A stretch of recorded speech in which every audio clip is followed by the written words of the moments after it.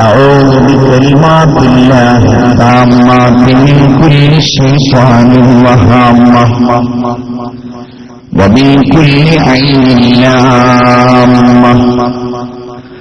بسم الله خير الأسماء في الأرض والسماء. الحمد لله.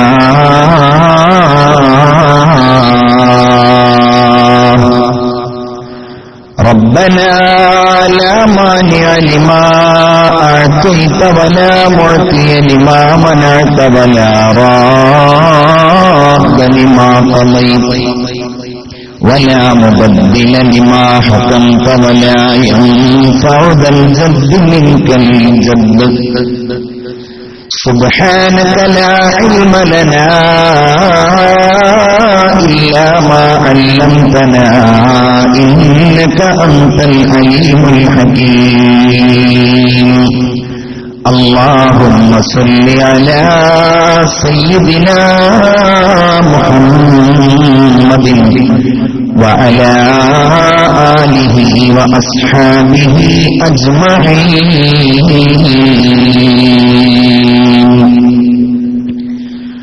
أعوذ بالله من الشيطان الرجيم. لقد جاءكم رسول من أنفسكم عزيز عليه ما عنتم حريص عليكم بالمؤمنين رؤوف رحيم. صدق الله العلي العظيم. محمد سيد الكونين والثقلين والفريقين من قرب ومن نجم. نبينا الآمر الناهي فلا أحد أبر في قولنا منه ولا نأمي. هو الحبيب الذي ترجى شفاعته لكل هول من الأهوال مقتحم. فاق النبيين في خلق وفي خلق ولم يدانوه في علم ولا كرم. يا رب بالمصطفى بلغ مقاصدنا واغفر لنا ما مضى يا واسع الكرم.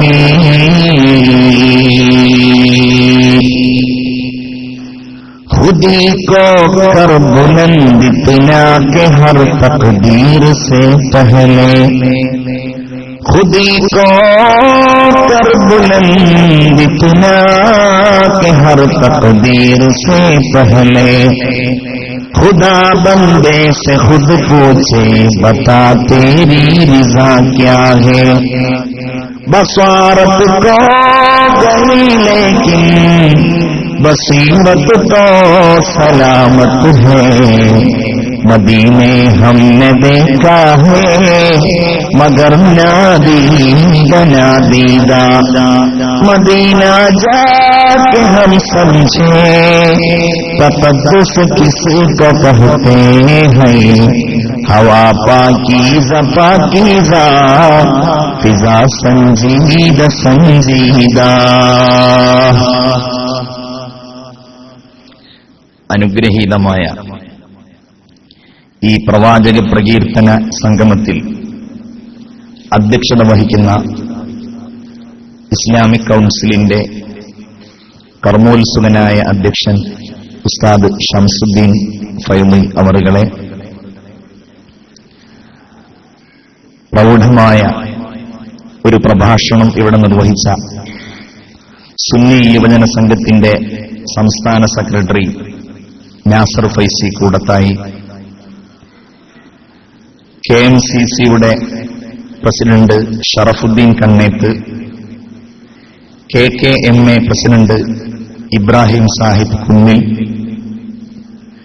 ഉസ്താദ് ഹംസ ബാഖവി, ബഹുമാനപ്പെട്ട സയ്യിദുമാർ, ദാറുൽ ഹുദ ഇസ്ലാമിക് യൂണിവേഴ്സിറ്റിയിൽ ഞാൻ പഠിക്കുന്ന സന്ദർഭത്തിൽ ഒരുപാട് നല്ല കാര്യങ്ങൾ എന്നെ പഠിപ്പിച്ച എന്റെ ബഹുമാന്യനായ ഉസ്താദ് കൂടിയായ ഇസ്മായിൽ ഹുദവി, സ്നേഹധന്യനും ഈ കൗൺസിലിന്റെ ട്രഷററുമായ പ്രിയപ്പെട്ട മുഹമ്മദ് അലി പുതുപ്പറമ്പ് ഉൾപ്പെടെയുള്ള പ്രവർത്തകന്മാരെ, സഹോദരീ സഹോദരന്മാരെ, സർവശക്തനും ജഗന്നിയന്താവും അതിലുപരി ഈ വലിയ നിഅമത്തുകൾ നമുക്ക് നൽകിയവനുമായ അല്ലാഹു റബ്ബുൽ ഇസ്സത്ത് നമ്മുടെ ജീവിതത്തിലെ ഏറ്റവും വലിയ ഒരു സുഹൃതമായി ഈ ഒരുമിച്ച് കൂടലിനെ നമ്മിൽ നിന്ന് സ്വീകരിക്കുമാറാവട്ടെ. എല്ലാവരും ആമീൻ പറയൂ. ഇത് അല്ലാഹു നമ്മിൽ നിന്ന് സ്വീകരിക്കുമാറാവട്ടെ. നമ്മിൽ നിന്നും സംഭവിച്ച എല്ലാ ചെറുതും വലുതുമായ ദോഷങ്ങൾ അല്ലാഹു അവന്റെ കാരുണ്യം കൊണ്ട് നമുക്ക് മാപ്പാക്കി തരുമാറാവട്ടെ. നാം ഓരോരുത്തരും നമ്മുടെ ജീവിതത്തിൽ അനുഭവിക്കുന്ന മാനസികവും ശാരീരികവുമായ എല്ലാ പ്രയാസങ്ങളെയും അല്ലാഹു ദൂരീകരിച്ചു തരുമാറാകട്ടെ. ജീവിച്ചിരിക്കുന്നവരും മരണപ്പെട്ടു പോയവരുമായ നമ്മുടെ മാതാപിതാക്കൾ, ഭാര്യ സന്താനങ്ങൾ, ഉസ്താദുമാർ എല്ലാവർക്കും അല്ലാഹു തആല പുറത്തു കൊടുക്കുമാറാവട്ടെ. ജീവിതാന്ത്യം വരെ പൂർണ്ണ ആരോഗ്യത്തോടെ ജീവിച്ച് അവസാന നിമിഷം കലിമ ചൊല്ലി മരിക്കാൻ അല്ലാഹു അവർക്കും നമുക്കും തൗഫീഖ് നൽകട്ടെ. ആമീൻ യാ റബ്ബൽ ആലമീൻ എന്ന് ദുആ ചെയ്യുകയാണ്. എല്ലാവരും ഹബീബായ നബിയെ ഓർക്കുകയും പ്രകീർത്തിക്കുകയും ചെയ്യുന്ന മുഹൂർത്തങ്ങളാണ് റബീഉൽ അവ്വലിലുള്ളത്. കൗതുകകരമായ ഇതിന്റെ ഒരു പ്രത്യേകത, ഈമാനുള്ളവർക്ക് ഇതൊരിക്കലും മടുക്കുകയില്ല എന്നതാണ്. സാധാരണ നാട്ടിൻപുറങ്ങളിൽ കേട്ടുകൊണ്ടിരിക്കുന്ന ഗാനങ്ങൾ ചിലപ്പോൾ ഒരു മാസമായിരിക്കും അത് മനോഹരമായി അനുഭവപ്പെടുക. റിംഗ് ടോൺ അതായിരിക്കും, കോളർ ട്യൂൺ അതായിരിക്കും, ഇയർഫോണിലൂടെ നിരന്തരമായി കേൾക്കുന്നത് ആ പാട്ടായിരിക്കും. ചെറിയ കുട്ടികൾ മുതൽ പ്രായമേറിയവർ വരെ മൂളിപ്പാട്ടായി, ബാത്റൂം സിംഗർ എന്ന് പറയും, കുളിക്കുന്ന സമയത്ത് പാട്ട് പാടുന്നവർ വരെ ആലപിക്കുന്നത് ആ ഗാനവരികളായിരിക്കും. ഇനി അത് ഹലാലാണോ ഹറാമാണോ എന്നുള്ള ചർച്ചയിലേക്ക് ഇപ്പൊ കടക്കുകയല്ല. അങ്ങനെ ഒരു ട്രെൻഡായി ഉള്ള ഗാനങ്ങളൊക്കെ മാസങ്ങളോ ആഴ്ചകളോ ദിവസങ്ങളോ ആയിരിക്കും അവശേഷിക്കുന്നത്. അത് കഴിഞ്ഞാൽ പിന്നെ എന്ത് സംഭവിക്കും? അത് മടുത്തുപോകും. പിന്നെ അടുത്ത ഗാനം. എന്നാൽ അങ്ങനെ മടുക്കാതെ ഒരിക്കലും ഹൃദയത്തിൽ ഇതൊന്ന് തീർന്നിരുന്നുവെങ്കിൽ എന്ന് തോന്നാത്ത, വിശ്വാസിയുടെ ഹൃദയത്തിൽ നിറവസന്തമായി അനുഭവപ്പെടുന്ന രണ്ട് അപൂർവ സംഗതികളാണുള്ളത്. അതിൽ ഒന്ന് ഖുർആനാണ്. ഒരു ദിവസം ഏറ്റവും ചുരുങ്ങിയത് 17 തവണ പാരായണം ചെയ്യുന്നതാണല്ലോ സൂറത്തുൽ ഫാത്തിഹ. നിങ്ങൾ ആരെങ്കിലും മടുത്തു എന്ന് ഫാത്തിഹയെക്കുറിച്ച് പറഞ്ഞിട്ടുണ്ടോ? പറയില്ല. ഉംറയ്ക്ക് വേണ്ടി, ഹജ്ജിന് വേണ്ടി കഅബ ശരീഫിൽ ചെന്നാൽ ഇന്നും ഹറമിലെ ഇമാമുമാർ അവർക്ക് നാം നൽകുന്ന പരിഗണന, അവരുടെ ശബ്ദത്തിനനുസരിച്ചുള്ള പരിഗണനക്കനുസരിച്ച് ആവേശപൂർവ്വം അവർ തക്ബീറുകൾ ചൊല്ലുമ്പോൾ നാം സുഫ്ലുകളിലേക്ക് ഓടി അത് അണയാറുണ്ട്. നിസ്കാരം തുടങ്ങി അവർ ഫാത്തിഹ തുടങ്ങുന്ന സന്ദർഭത്തിൽ നമ്മുടെ കർണപുടങ്ങളിൽ അൽഹംദുലില്ലാഹി റബ്ബിൽ ആലമീൻ എന്ന് തുടങ്ങിയ ഫാത്തിഹയുടെ അമരധ്വനികൾ ഇങ്ങനെ അലയടിക്കുമ്പോ ഇതാദ്യമായിട്ട് കേൾക്കുന്ന ഒരു മനസ്സ് നമുക്കുണ്ടാകുന്നത് ഖുർആൻ ഒരിക്കലും മടുക്കുകയില്ല എന്ന അതിന്റെ പ്രത്യേകത കൊണ്ടാണ്. അതിന് സമാനമായ ഒന്നാണ് ആദരവായ അഷ്റഫുൽ ഖൽഖ് ത്വഹ മുഹമ്മദ് മുസ്തഫ സല്ലല്ലാഹു അലൈഹി വസല്ലമ തങ്ങൾ അവിടുത്തെയുമായി ബന്ധപ്പെട്ട കാര്യങ്ങൾ.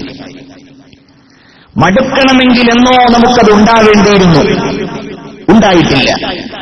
എന്തേ? അവിടുന്ന് എപ്പോഴും നമ്മുടെ കൂടെയുണ്ട്.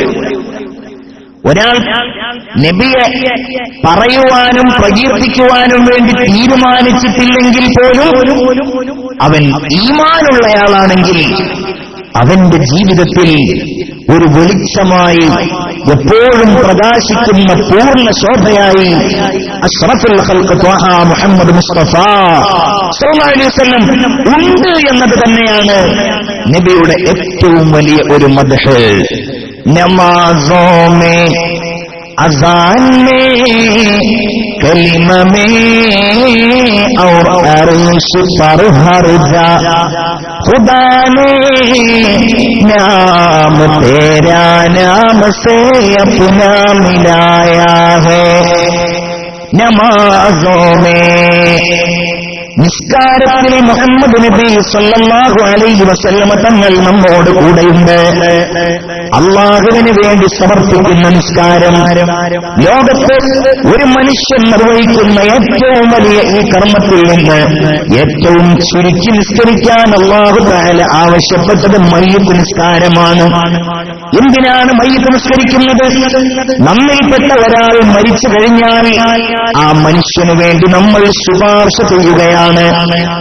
എല്ലാവരും ഒരുമിച്ചുകൂടി അല്ലാഹുവേ ഈ മയ്യിത്തിന് പുറത്തു കൊടുക്കണേ, ഇയാളുടെ ദോഷങ്ങൾ നീ പൊറുക്കണേ, ഇയാളോട് കാരുണ്യം കാണിക്കണമേ, ഈ വ്യക്തിക്ക് നീ സ്വർഗം നൽകണമേ എന്ന് എല്ലാവരും ഒരുമിച്ച് പ്രാർത്ഥിക്കുക.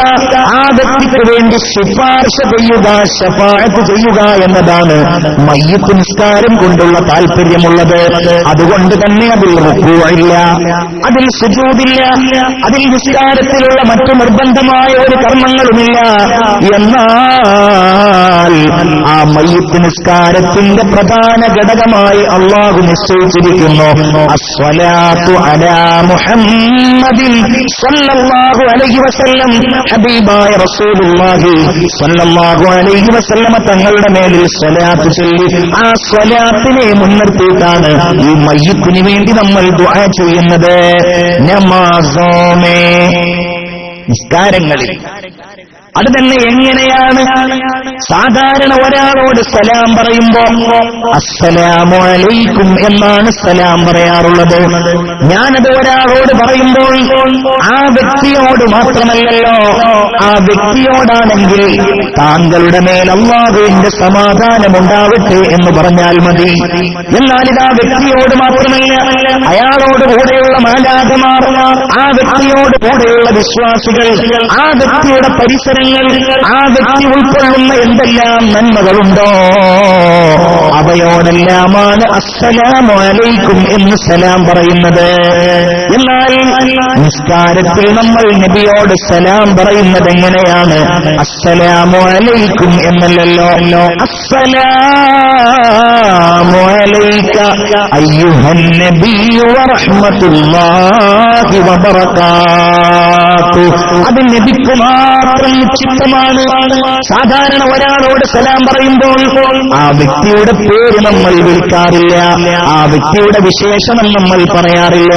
എന്നാൽ നബിയെ നമ്മൾ വിളിക്കുകയാണ് അസ്സലാമു അലൈക അയ്യുഹൻ നബി നമാസോ മേ. അവിടുത്തെ മദ്ഹ് അത്ഭുതകരമല്ലേ? ഇതേതാ സലാം?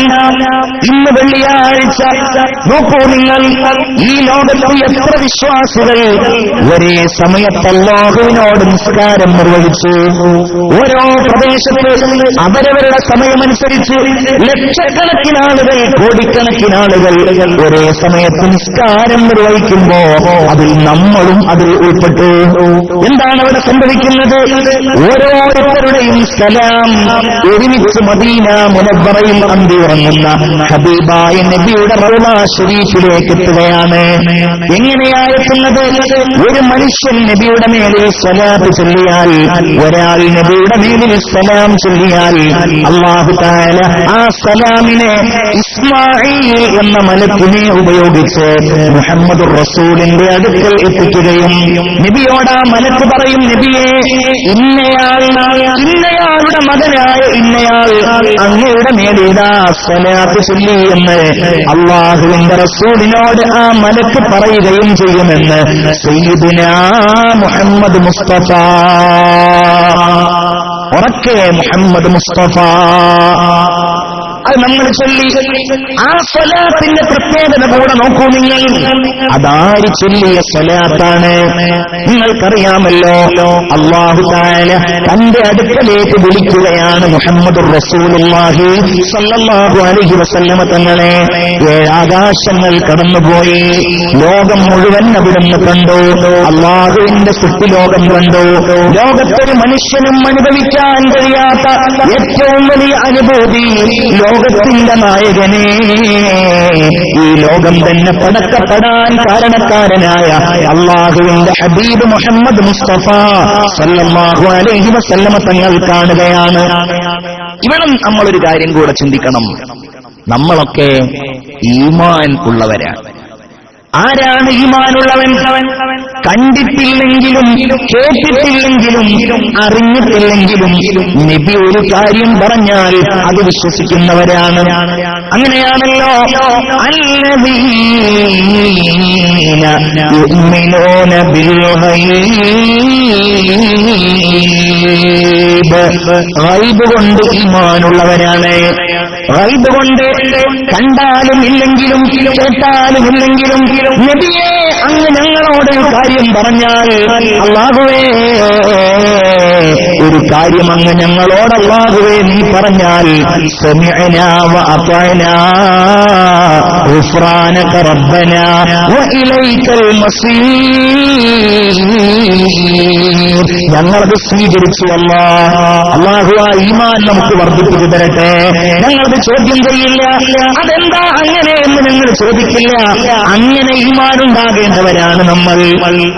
എന്നാലും അങ്ങനെ വിശ്വസിക്കേണ്ടവരാണ് നമ്മൾ. എന്നാലും സ്വർഗം അല്ലാഹുവിന്റെ റസൂല് കണ്ടു, അത് കണ്ടില്ലെങ്കിലും വിശ്വസിക്കേണ്ടവരാണ്.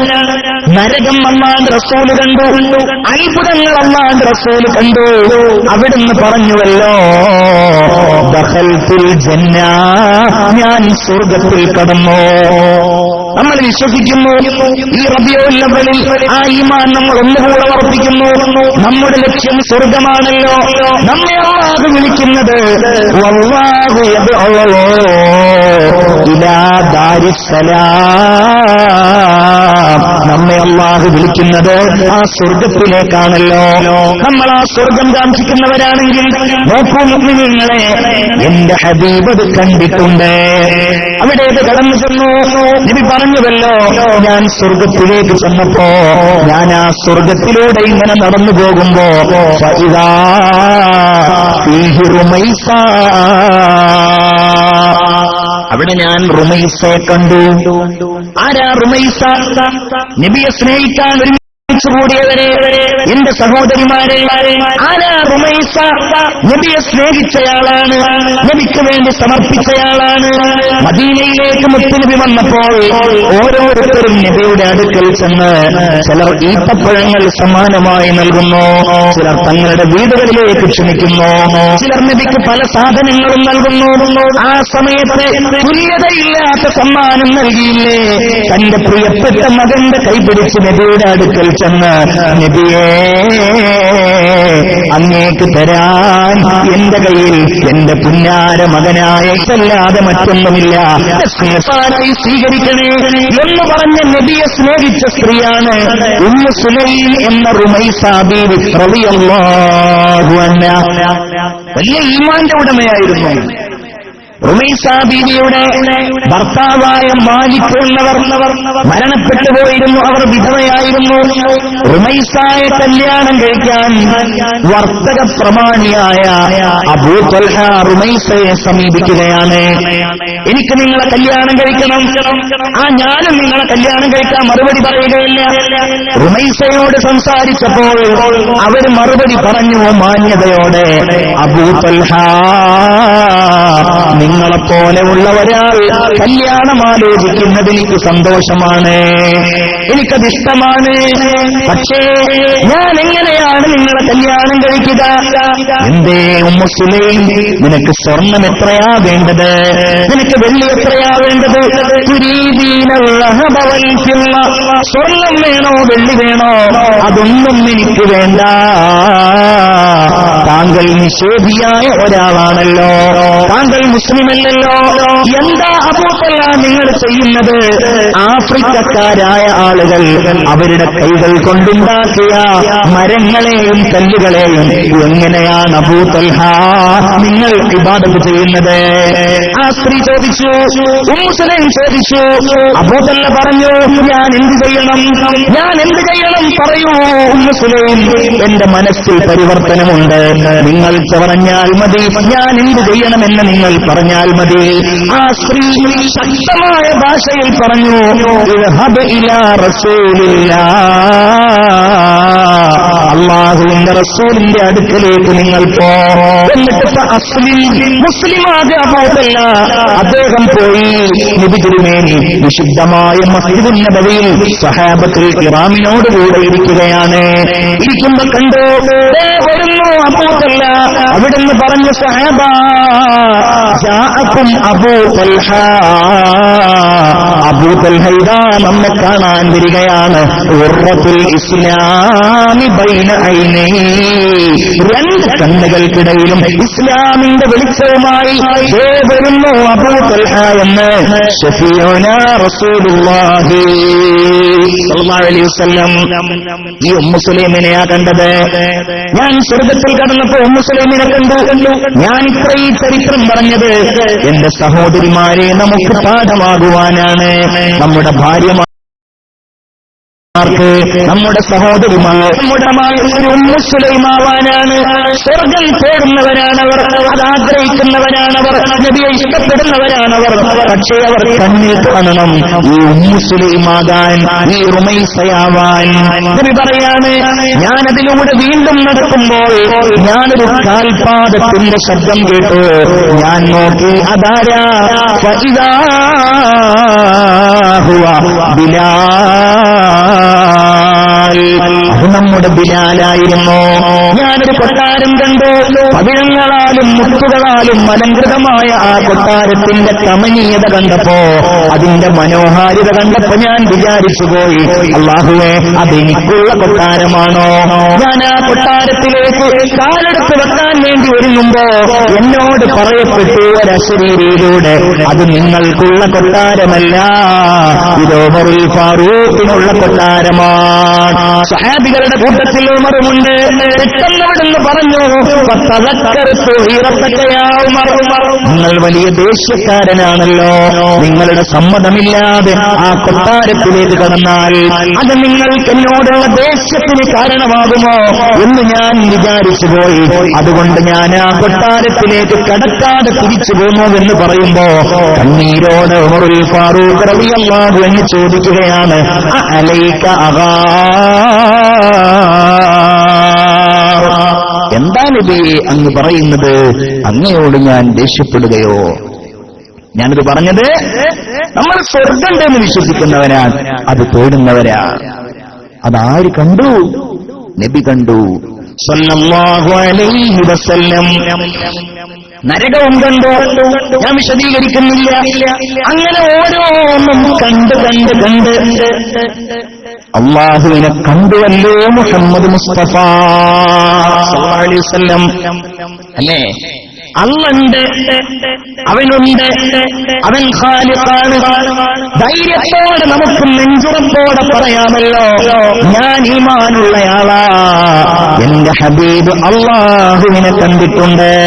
ദഅനീ തഖദ്ദം യാ ഹബീബി ലാ തഖഫ് അബ്ശിർ തുനാജി റബ്ബക്കൽ ഖയ്യൂമാ സല്ലു അലൈഹി വസല്ലിമൂ തസ്ലീമാ. ജിബ്രീൽ നബിയോട് പറഞ്ഞു, നബിയേ, എന്നെ ഇവിടെ ഒഴിവാക്കിയാലും അല്ലാഹുവിനെ കാണാൻ വേണ്ടി അങ്ങ് പോയാലും അല്ലാഹുവിനോടങ്ങ് സംഭാഷണം നടത്തിയാലും ലോകത്ത് അപൂർവമായ ഒരു ചിത്രമാണിത്. എന്തുകൊണ്ടെന്നാൽ അല്ലാഹുവിനെ കാണുന്നത് ദുനിയാവിൽ നിന്ന് ഒരാൾക്കും കാണാൻ കഴിയില്ല. ലാ തുദ്രികുൽ അബ്സാർ വഹുവ യുദ്രികുൽ അബ്സാർ വഹുവൽ ലതീഫുൽ ഖബീർ. ദുനിയാവിൽ നിന്നത് കാണാൻ കഴിയില്ല, എന്നാൽ അത് കാണാൻ കഴിയുമല്ലോ. നമ്മുടെ തേട്ടം അതാണല്ലോ, നമ്മുടെ ആഗ്രഹം അതാണല്ലോ. കല്ലാ ബൽ തുഹിബ്ബൂനൽ ആജില വതദറൂനൽ ആഖിറ വുജൂഹുൻ യൗമഇദിൻ നാദിറ ഇലാ റബ്ബിഹാ നാദിറ. അന്ന് ചില മുഖങ്ങൾ പ്രഭാപൂരിതമായിരിക്കും. അള്ളാനെ കണ്ടിട്ട് അല്ലാഹു തൗഫീഖ് നൽകട്ടെ, അല്ലാഹു തൗഫീഖ് നൽകട്ടെ. ഒരു ഹദീസ് കൂടെ ഞാൻ പറയട്ടെ.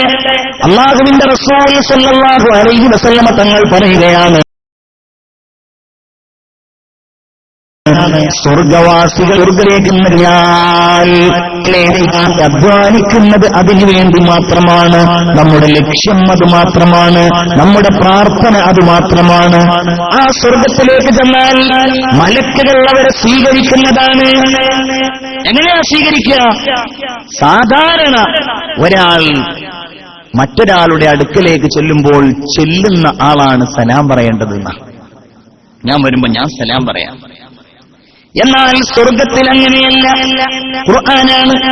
സ്വർഗത്തിൽ നമുക്ക് സൗഭാഗ്യമുണ്ടായാൽ അല്ലാഹു പറയുകയാണ്, സ്വർഗത്തിലേക്ക് കടന്നു ചെല്ലുന്ന ആളുകളോട് സലാമുൻ അലൈക്കും തിബ്തും ഫദ്ഖുലൂഹാ ഖാലിദീൻ. മലക്കുകൾ ഇങ്ങനെ പറയും വരുന്നവരോട്, അസ്സലാമു അലൈക്കും, നിങ്ങൾക്ക് അല്ലാഹുവിന്റെ രക്ഷയുണ്ടാകട്ടെ, നിങ്ങൾ നല്ലത് ചെയ്തവരാണ്, അതുകൊണ്ട് ഫദ്ഖുലൂഹാ, ഈ സ്വർഗത്തിലേക്ക് നിങ്ങൾ ശാശ്വതരായി കടക്കൂ എന്ന് അല്ലാഹുവിന്റെ മലക്കുകൾ പറഞ്ഞ സ്വർഗവാസികളെ സ്വീകരിക്കും. അങ്ങനെ സ്വർഗത്തിൽ ചെന്നാൽ റസൂലുള്ള പറയാണ് സല്ലല്ലാഹു അലൈഹി വസല്ലം, അവർക്ക് ഭക്ഷണം കൊടുക്കും, അവർക്ക് വെള്ളം കൊടുക്കും, അവർക്ക് പാനീയങ്ങൾ കൊടുക്കും. അവർക്ക് വിരിക്കപ്പെടുന്നതാണ് മനോഹരമായ പരവതാനികൾ, മനോഹരമായ വിരിപ്പുകൾ അവർക്ക് വിരിക്കപ്പെടുകയാണ്.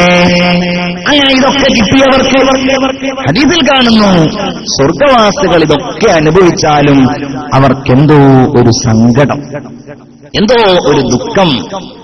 അല്ല ചോദിക്കും, സ്വർഗവാസികളെ എന്താ ഒരു സങ്കടമുള്ളത്?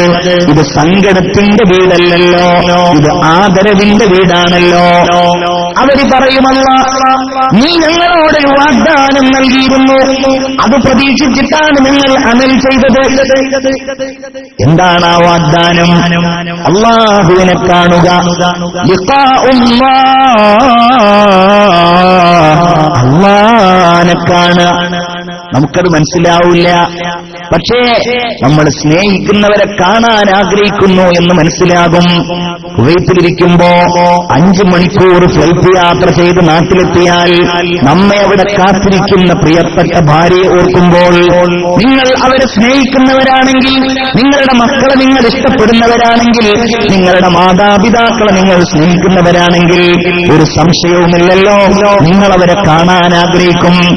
സ്നേഹം എന്തെങ്കിലും എങ്ങനെയാണ്? അല്ലാഹുവിനോടുള്ള സ്നേഹം സ്നേഹം, ആ ഈമാനിന്റെ ശക്തി ഖൽബിലുണ്ടെങ്കിൽ മുഅ്മിനേ, അല്ലാഹുവേ സ്വർഗ്ഗത്തിൽ നിന്ന് നിന്നെ കാണണമല്ലോ, അതാണ് ആഗ്രഹിക്കുക. പടച്ചവനെ, ഞങ്ങൾക്ക് ഇതുവരെ അത് കിട്ടിയില്ല. എന്താണത് കിട്ടാത്തത്? അത് കിട്ടുകയില്ലേ എന്ന് പേടിച്ചിട്ടാണ് റബ്ബേ.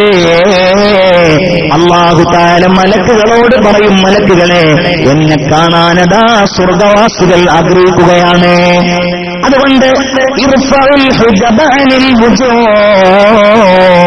അവരുടെ മുഖത്ത് നിന്ന് പടച്ചവനെ ആ മലക്കുകളെ ആ മറയങ്ങ് മാറ്റിക്കൊടുക്കൂ. അപ്പൊ അള്ള പറയും, മലക്കുകൾ പറയും, പടച്ചവനെ എങ്ങനെയാണ് അവർക്ക് നിന്നെ കാണാൻ കഴിയുക? കാരണം എന്താ? സ്വർഗ്ഗത്തിൽ ദുനിയാവിൽ അവർ തെറ്റ് ചെയ്തവരായിരുന്നു, അവർ പാപങ്ങൾ ചെയ്തവരായിരുന്നു.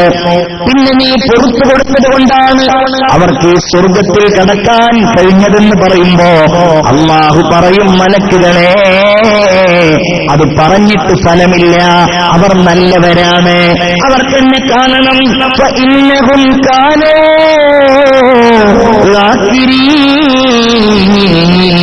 ബാഖീന ഫി ദുനിയാ തമഅൻ ഫീ ലിഖാഇ. എന്നെ കാണാൻ അവരൊറ്റക്കിരുന്ന് കരയുന്നവരായിരുന്നു, എന്നെക്കുറിച്ച് കേട്ടാൽ അവർ കണ്ണീരൊഴുക്കുന്നവരായിരുന്നു. അതുകൊണ്ട് എന്നെ അവർക്ക് കാണൽ നിർബന്ധമാണ്. മലക്കുകളെ ആ മറയങ്ങ് മാറ്റിക്കൊടുത്താലും അല്ലാഹുവേ ഞങ്ങളെ അതിൽ ഉൾപ്പെടുത്തണേ റബ്ബേ.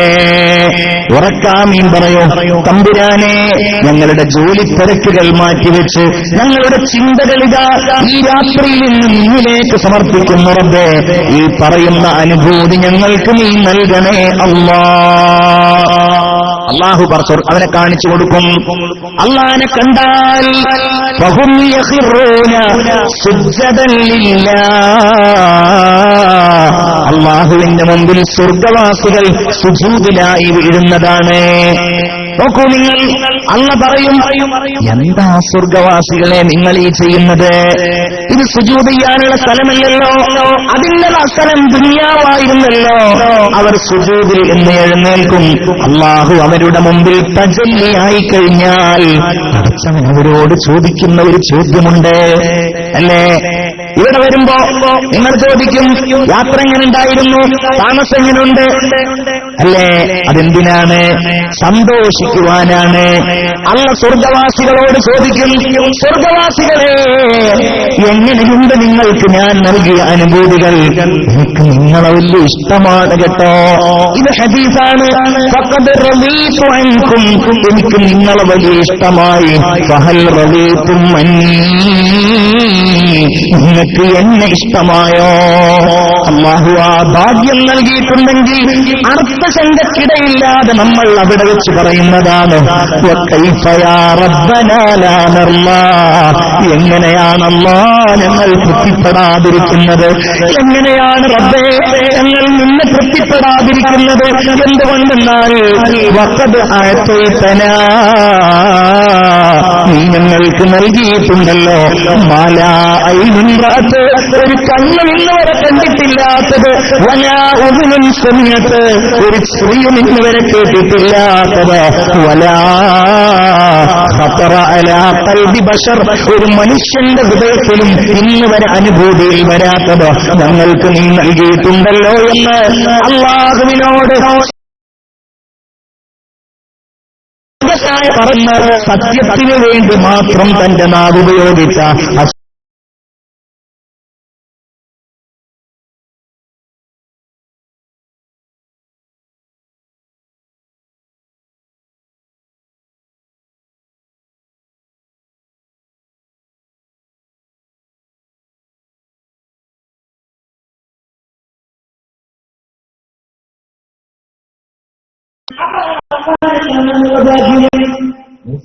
അള്ളാഹുവോട് ആവശ്യപ്പെട്ടു വന്നേ.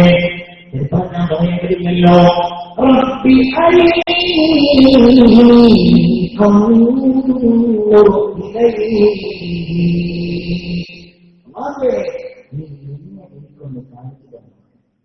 കാണിച്ചു കൊടുത്തില്ല. ഈ വെളിച്ചത്തിലേക്ക് നോക്കുക എന്നത് എന്റെ കണ്ണുകൾക്ക് പ്രയാസമുണ്ടാക്കുന്നതാണ്. ഈ വെളിച്ചത്തിലേക്ക് നോക്കുന്നത്, പക്ഷേ ആ വെളിച്ചം പ്രതിഫലിക്കുന്ന എന്റെ മുഖത്തേക്ക് നോക്കുന്നത് നിങ്ങൾക്ക് പ്രയാസമുള്ള സംഗതിയല്ല. അഥവാ വെളിച്ചത്തിന്റെ പ്രതിബിംബം അതാണ് എന്റെ മുഖത്തോട്. എന്നാൽ അല്ലാഹു തആല മൂസാ നബി അലൈഹിസ്സലാം എന്റെ മുമ്പിൽ വന്നില്ല. അല്ലാഹുവിന്റെ കോടിക്കണക്കിന് ലക്ഷ്യങ്ങളിലെ ഒരേ ഒരു ലക്ഷ്യയുടെ 70,000 പ്രതിബിംബം ഇവിടെ നിന്ന് ഇങ്ങോട്ട് പ്രതിബിംബിക്കുന്നത് പോലെ പർവ്വതത്തിനങ്ങോട്ട് പ്രത്യക്ഷപ്പെട്ടപ്പോൾ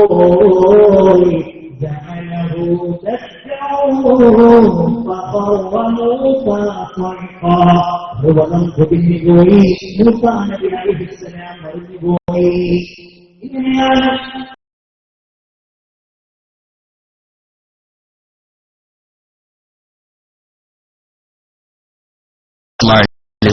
ചെല്ലുന്നു. സാധാരണ ഒരാളെ കാണുമ്പോൾ അഭിവാദ്യം ചെയ്യാറില്ലേ? ഇതും അഭിവാദ്യമുണ്ടായി. പക്ഷെ എങ്ങനെയാണ് അഭിവാദ്യം ചെയ്യേണ്ടത്? എന്താണ് അല്ലാഹുവിന്റെ മുമ്പിൽ സമർപ്പിക്കേണ്ടത്? എന്ത് സമ്മാനമാണ് അവന് കൊടുക്കേണ്ടത്? ആ സമ്മാനം അവിടുന്ന് കൊടുത്തുവല്ലോ. പറയുന്നത് അത്തഹിയാത്തുൽ മുബാറകാത്തു അസ്സലവാത്ത്.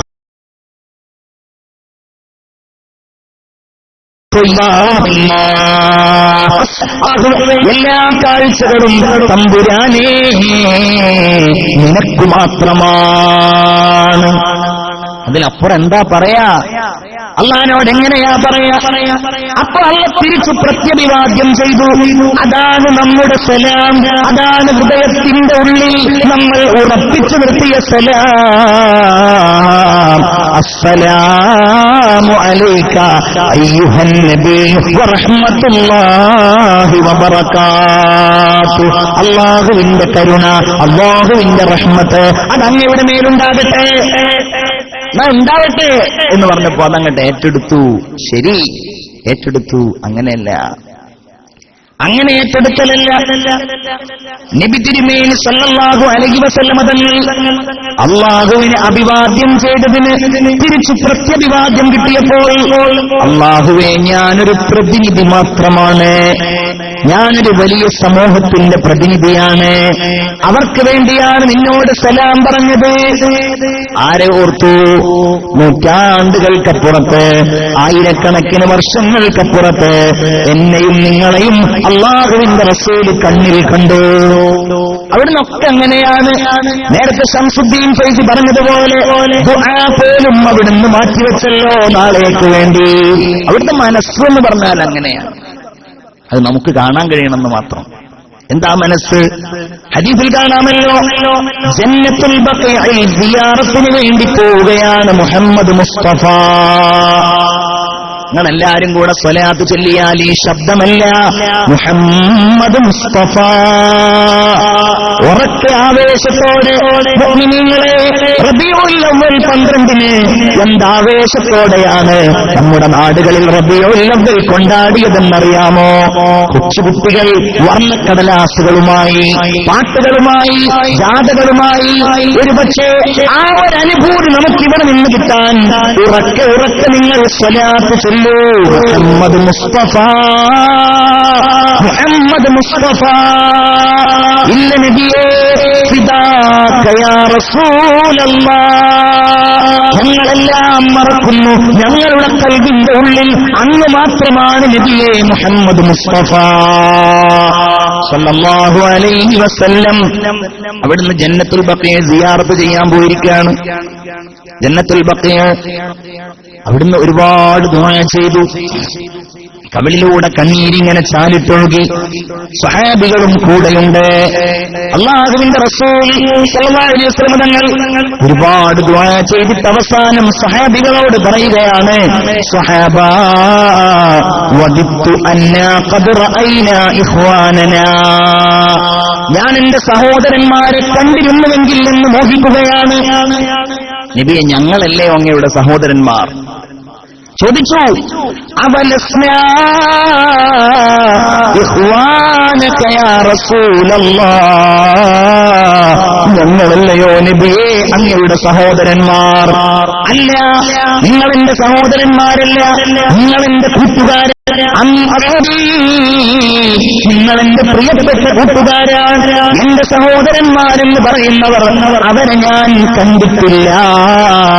സ്വന്തം ശരീരങ്ങളെക്കാളും സ്വന്തം ധനത്തെക്കാളും സ്വന്തം സന്താനങ്ങളെക്കാളും എന്നെ കണ്ടിരുന്നുവെങ്കിൽ എന്ന് മോഹിക്കുന്നവരാണവർ. അല്ലാഹു നമ്മെ ഉൾപ്പെടുത്തുമാറാകട്ടെ.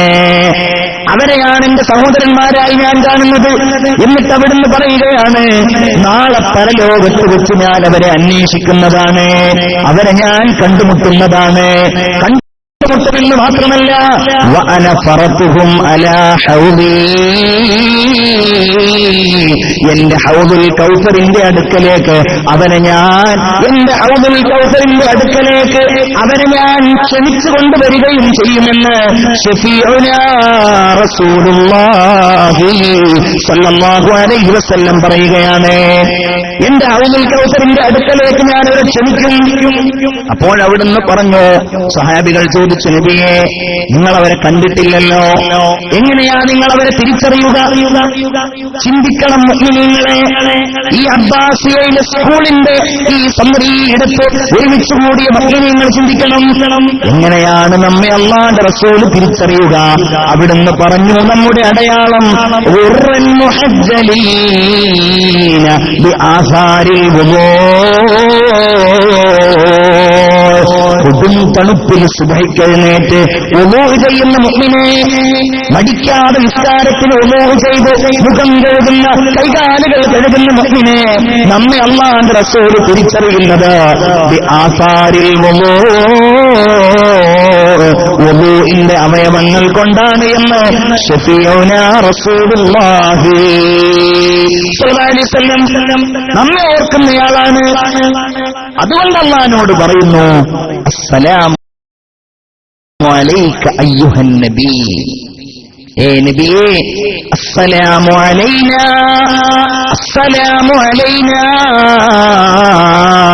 വഅലാ ഇബാദില്ലാഹി സ്വാലിഹീൻ. അല്ലേ, എത്ര മനോഹരമായ ഒരു രംഗമാണത്. അവിടുന്ന് പറഞ്ഞു, അല്ലാഹുവേ, നീ ഓരോ പ്രവാചകന്മാർക്ക് വലിയ വലിയ സ്ഥാനം നൽകിയില്ലേ? നീ ആദം നബിയെ സൃഷ്ടിച്ചു, നീ നൂഹ് നബി അലൈഹിസ്സലാമിനെ ബഹുമാനിച്ചു, നീ മൂസാ നബി അലൈഹിസ്സലാത്തു വസ്സലാമിനെ നിന്റെ കലീമാക്കിയല്ലോ, നീ ഈസാ നബിയെ നിന്റെ റൂഹാക്കിയല്ലോ. വഖദ് ആതൈത ദാവൂദ വസുലൈമാന മുൽക്കൻ അദീമാ,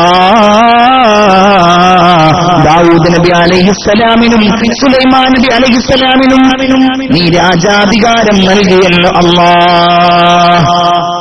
അപ്പൊ അല്ലാഹ് അതിന് മറുപടി പറഞ്ഞു, നബിയേ, നിങ്ങളാരാ? അൻത ഹബീബി വ ഖലീലി, താങ്കൾ എന്റെ ഹബീബും എന്റെ ഖലീലുമാണ്.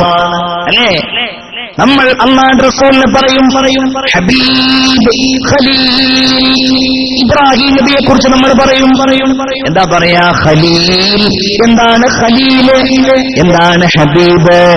ഖലീൽ എന്ന് പറഞ്ഞാൽ എന്താണോ അല്ലാഹുവിന്റെ ഇഷ്ടം, ആ ഇഷ്ടം തന്റെ ഇഷ്ടമായി സ്വീകരിക്കുന്ന ആളാണ് ഖലീൽ, കൂട്ടുകാരൻ എന്നർത്ഥം. ഇബ്രാഹിം നബിയോടല്ല പറഞ്ഞു, ഇബ്രാഹിം നബിയെ കഅബണ്ടാക്കണം, ഇബ്രാഹിം നബിയെ മോന അറുക്കണം, ഇബ്രാഹിം നബിയെ ഫലസ്തീനിൽ നിൽക്കണം, ഇബ്രാഹിം നബിയെ ഭാര്യയെ മക്കത്തെട്ടിട്ടാക്കണം. അല്ലാഹുവേ, അസ്ലംതു, ഞാനത് സ്വീകരിച്ചു റബ്ബേ. അതാണ് ഖലീൽ. ഹബീബ് എന്ന് പറഞ്ഞാലോ, എന്താണോ കൂട്ടുകാരന്റെ ഇഷ്ടം അത് തന്റെ ഇഷ്ടമാക്കുക. നബി രണ്ടുമാണ്. എന്താണോ അല്ലാഹുവിന്റെ ഇഷ്ടം, റസായേ ഖുദാ, റസായേ മുഹമ്മദ്, എന്താണോ അല്ലാഹുവിന്റെ ഇഷ്ടം അത് തന്നെയാണ് നബിയുടെ ഇഷ്ടം. എന്താണോ നബിയുടെ ഇഷ്ടം അതാണ് അല്ലാഹുവിന്റെ ഇഷ്ടം. അതുകൊണ്ടാണല്ലോ ഗർതൂന ഹോതാ തോ ദുനിയാ തു ഖാലി, സാരേ നബി തേരെ ദർ കെ സവാലി.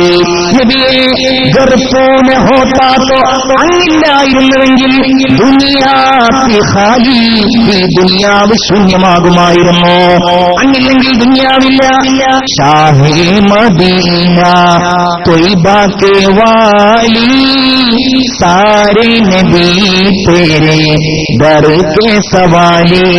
ഷാഹേ മദീന ഷാഹേ മദീന, അവിടുന്ന് മദീനയുടെ ചക്രവർത്തിയാണ്.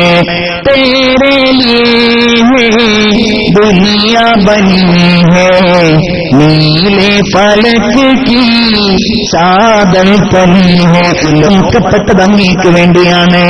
ആകാശം മനോഹരമായി നീല നിറത്തിൽ വിധാനിച്ച് നിർത്തപ്പെട്ടിരിക്കുന്നതും അങ്ങേക്ക് വേണ്ടിയാണ്. തേരെ ഹിതം സേ ദുനിയ ബനി ഹേ ആബാദ് ആലം തേരെ കരം സേ ഗർ തൂ ന ഹോതാ തോ ദുനിയ സി ഖാലി സാരെ നബി തേരെ ദർ കെ സവാലി. എല്ലാ പ്രവാചകന്മാരും അങ്ങയുടെ ഉമ്മറപ്പടിയിൽ മാത്രമാണ് മുഹമ്മദ് മുസ്തഫ. ആവേശത്തോടെ മുഹമ്മദ് മുസ്തഫ, അതാണ് നബി, അതാണ് അവിടുത്തെ മദ്ഹ്. അത് സദാ സമയവും നമ്മോട് കൂടെയുണ്ട് അല്ലേ. നമാസോ മേ അസാൻ മേ, ഞാൻ പറയേണ്ടതില്ലല്ലോ. ഒരാൾ ആദ്യമായി അവന്റെ കേൾവി ശക്തിയുടെ പ്രാരംഭം കുറിക്കപ്പെടുന്നത് അഷ്ഹദു അന്ന മുഹമ്മദർ റസൂലുള്ളാഹ് കലിമമേ, വിശുദ്ധ കലിമ ഉച്ചരിച്ചുകൊണ്ട് ഇസ്ലാമിലേക്ക് വരുന്ന ഒരാൾ മുഹമ്മദ് എന്ന അവിടുത്തെയുടെ നാമം തന്നെ പറയണം. കലിമമേ ഔർ അർശ് പർ ഹർ ജാ, അർശിന് മുകളിലും എല്ലാ സ്ഥലങ്ങളിലും ഖുദാനേ നാം തേരാ നാം സേ അപ്നാ മിലായാ ഹേ. എവിടെയൊക്കെ അള്ളാഹു തന്റെ പേര് പറഞ്ഞിട്ടുണ്ടോ അവിടെയൊക്കെ മുഹമ്മദ് നബിയുടെയും പേര് പറഞ്ഞിട്ടുണ്ട് സല്ലല്ലാഹു അലൈഹി വസല്ലം അല്ലേ. ഖുൽ അതീഉല്ലാഹ്, നിങ്ങൾ അല്ലാഹുവിനെ വഴിപ്പെടണം. അത് മാത്രമല്ല തൊട്ടതിനെ പറയുന്നു വഅതീഉർ റസൂൽ, നിങ്ങൾ റസൂലിനെയും വഴിപ്പെടണം. നമ്മുടെ ഈ പരിപാടിയുടെ പേരെന്താണ്? മഹബ്ബത്തുർ റസൂൽ, മുഹബ്ബത്തുർ റസൂൽ എന്നാണ് സല്ലല്ലാഹു അലൈഹി വസല്ലം. ആ വിഷയത്തിൽ നമുക്കൊക്കെ 100 മാർക്കാണ്. നമ്മളൊക്കെ നബിയെ സ്നേഹിക്കുന്നത്. ഞാൻ പറയട്ടെ ഒരു കാര്യം, പക്ഷേ ആ സ്നേഹം മാത്രമുണ്ടായത് കൊണ്ട് കാര്യമുണ്ടോ? ചില ആളുകൾ അങ്ങനെയാണ്, നബിയെ സ്നേഹിക്കും. ചില ആളുകൾ നബിയെ പിൻപറ്റും, നബിയെ സ്നേഹിക്കൂല. ചില ആളുകൾ നബിയെ സ്നേഹിക്കും, പിൻപറ്റുകയില്ല. ഈ റബീഉൽ അവ്വൽ 12-ന് തൃശൂർ ജില്ലയിലെ പെരിങ്ങോട്ടുകര എന്ന് പറയുന്ന സ്ഥലത്ത് ഞാൻ പ്രസംഗിച്ചു. ഒരു ഉച്ചയ്ക്ക് 12 മണി വരെ ഞാൻ വാതു പറഞ്ഞു. അത് കഴിഞ്ഞ് ഞാനിങ്ങനെ യാത്ര ചെയ്യുകയാണ്. തൃശൂർ ജില്ലയിലെ എന്റെ സ്ഥാപനത്തിലേക്ക് ഞാൻ പോകുമ്പോ അവിടെ വലപ്പാട് എന്ന് പറയുന്ന സ്ഥലത്തൊരു ബീവറേജ് കോർപ്പറേഷന്റെ ഒരു ഔട്ട്ലെറ്റ് ഉണ്ട്. അവിടെ ഇങ്ങനെ ആളുകൾ ഒഴിവ് ദിവസമായതുകൊണ്ട് ആളുകൾ ഇങ്ങനെ വലിയ ക്യൂവിലാണ്. അപ്പോ ഒരു വൈറ്റ് ആൻഡ് വൈറ്റ് ഒക്കെ ഇട്ട് നല്ല ഒരു ചുറുചുറുക്കുള്ള ചെറുപ്പക്കാരനെ ചൂണ്ടിയിട്ട് എന്റെ കൂടെയുള്ള ഡ്രൈവർ എന്നോട് പറഞ്ഞു, വണ്ടി നിർത്തിയിട്ട്, ആ മനുഷ്യനുണ്ടല്ലോ അവന്റെ പേരിന്നതാണ്, ഇന്ന് ജാഥയുടെ മുന്നിൽ അവനായിരുന്നു. എന്നോട് സത്യം പറയാൻ ഞാൻ ഈ സദസ്സിൽ വെച്ച് ഞാൻ അതിശയോക്തിക്ക് വേണ്ടി പറയേണ്ടതില്ലല്ലോ. മദ്യം വാങ്ങാൻ വേണ്ടി ക്യൂ നിൽക്കുന്നവൻ ജാഥയുടെ മുമ്പിൽ നിൽക്കുമ്പോ അതുകൊണ്ട് എന്ത് ഫലമാണ് പ്രിയപ്പെട്ടവരെ? നമ്മുടെ സ്നേഹമൊക്കെ ബാഹ്യമാവുകയാണോ? ആ സ്നേഹം കൊണ്ട് ഫലം പ്രതീക്ഷിക്കേണ്ടതില്ല. നിങ്ങൾ എന്ത് കരുതിയാലും വേണ്ടില്ല, വെറും സ്നേഹം മാത്രം പ്രകടിപ്പിക്കുന്നത് കൊണ്ട് എന്തെങ്കിലും ഫലം ദുനിയാവിലും ആഖിറത്തിലും കിട്ടുമെന്ന് ആരെങ്കിലും കരുതുന്നുവെങ്കിൽ അവർക്ക് തെറ്റു മാത്രമാണ് സംഭവിച്ചിട്ടുള്ളത്. സ്നേഹം മാത്രം, അത് മാത്രം, വേറൊന്നുമില്ല. അങ്ങനെ എത്രയോ ആളുകളുണ്ടല്ലോ. നമ്മളും അങ്ങനെയാണ് ചിന്തിക്കുക. റസൂലുള്ളാഹി സ്വല്ലല്ലാഹു അലൈഹി വസല്ലമയോടുള്ള സ്നേഹപ്രകടനം, അതിനു വേണ്ടിയിട്ട് നമ്മൾ ഒരുപാട് പണം നമ്മൾ ചെലവഴിക്കുന്നു. അത് നമ്മുടെ ഒരു രീതിയാണ്. ചില ആളുകൾക്ക് അത് അലർജി. എന്തിനു ചെയ്യാൻ? ആ അലർജി ഏതായാലും നമുക്കില്ല. ഹബീബായ മുഹമ്മദ് മുസ്തഫ സല്ലല്ലാഹു അലൈഹി വസല്ലം എങ്ങനെയൊക്കെ സ്നേഹിക്കാൻ പറ്റുമോ അത്. ചില ആളുകൾ ഭക്ഷണം കൊടുത്തിട്ടാവും, ചില ആളുകളോ അത് കഴിച്ചിട്ടാവും. അതൊരു സ്നേഹപ്രകടനാണല്ലോ. അള്ളാഹുവിന്റെ റസൂലിന്റെ പേരിൽ ഭക്ഷണം ഉണ്ടാക്കി അത് കഴിക്കുക എന്നുള്ളത് സ്നേഹപ്രകടനാണ്. ജാട നടത്തിയിട്ടാവും, പാട്ട് പാടിയിട്ടാവും. എന്തൊക്കെ സ്നേഹ കാണുന്ന അറിയാം. ഒരിക്കൽ കൊടുങ്ങല്ലൂരിൽ നിന്ന് ഒരാൾ എന്നെ ഫോണിൽ വിളിച്ചു. അയാൾ എന്നോട് ഫോണിൽ അസ്സലാമു അലൈക്കും, ഇന്ന ആളാണ്. ഒരാൾ പറഞ്ഞു, ഉസ്താദേ, അമ്പരമുറ്റത്തമ്പിളി വന്നതെന്റെ അമ്പിയ രാജനെ കാണാനും, എന്റെ അമ്പിയ രാജനെ കാണാനും. ഈ പാട്ട് എഴുതിയ ആളെന്ന് കിട്ടുമെന്ന് ചോദിച്ചു. ഞാൻ പാട്ടിൻക്ക് കാണാതെ അതിന്റെ ചില വരികൾ അറിയാം. നമ്മളിങ്ങനെ അല്ലെ, എല്ലാവർക്കും അറിയുന്ന ഒരു പാട്ടാണ്. ഞാൻ എവിടെ പോയിട്ട് കണ്ടെത്താണ്? ഞാൻ ഒന്ന് രണ്ട് ആളുകളെയൊക്കെ വിളിച്ചു ചോദിച്ചു, ആർക്കും അത് എഴുതിയ ആളാരാന്നറിയില്ല, പാട്ടെല്ലാവർക്കും അറിയാം. അപ്പോ അങ്ങനെ കുറെ കഴിഞ്ഞു. ഞാന് ഒരു 2 മാസം മുമ്പ് ഒരു സ്ഥലത്ത് ഞാൻ ചങ്ങരംകുളത്ത് ഞാനൊരു പ്രസംഗത്തിന് പോയപ്പോൾ ഒരു ചെറുപ്പക്കാരനായ ഒരു യുവ പണ്ഡിതനെ ഒരാളെനിക്ക് പരിചയപ്പെടുത്തി തന്നു. ഇന്ന ആളാണ്. എന്നിട്ട് കൂട്ടത്ത് പറഞ്ഞു, ഇയാൾ വലിയ പാട്ട് എഴുത്തുകാരനാണ്. എന്നിട്ട് പറഞ്ഞു, ഈ അമ്പരമുറ്റത്ത് അമ്പിളി എന്നൊക്കെ ഉള്ള പാട്ട് അയാൾ എഴുതിയതാണെന്ന് പറഞ്ഞു. സുബ്ഹാനല്ലാഹ്. ഞാൻ അപ്പൊ തന്നെ അയാളെ പിടിച്ചിട്ട് പറഞ്ഞു, 2 കൊല്ലമായിട്ട് ഒരാളുകൾ അന്വേഷിക്കുന്നുണ്ട് എന്ന് പറഞ്ഞു. 2 കൊല്ലം മുമ്പാണ് ഇയാളിന്റെ ഫോണിൽ വിളിച്ചത്. അപ്പൊ എന്നോട് അയാൾ ചോദിച്ചു, ആ കൊടുങ്ങല്ലൂരിലുള്ള ആളാണോ? ഞാൻ പറഞ്ഞു, അതെ, കൊടുങ്ങല്ലൂരിലുള്ള ആളാണ്. ഓ, അയാൾ എന്നോട് പറയാണ്, അയാൾക്ക് ഈ പാട്ട് കേട്ടിട്ട് റസൂലുള്ളാഹിയോടുള്ള സ്നേഹം കൂടി ഇതെഴുതിയ ആളെ കൂടെ കൂട്ടിയിട്ട് അയാള് പരിശുദ്ധമായ മദീനത്ത് പോയിട്ട് അവിടെ ഇരുന്നിട്ട് ഈ പാട്ട് പാടി സ്വല്ലല്ലാഹു അലൈഹി വസല്ലം. ഇതൊക്കെയാണ് സ്നേഹം എന്ന് പറഞ്ഞാൽ.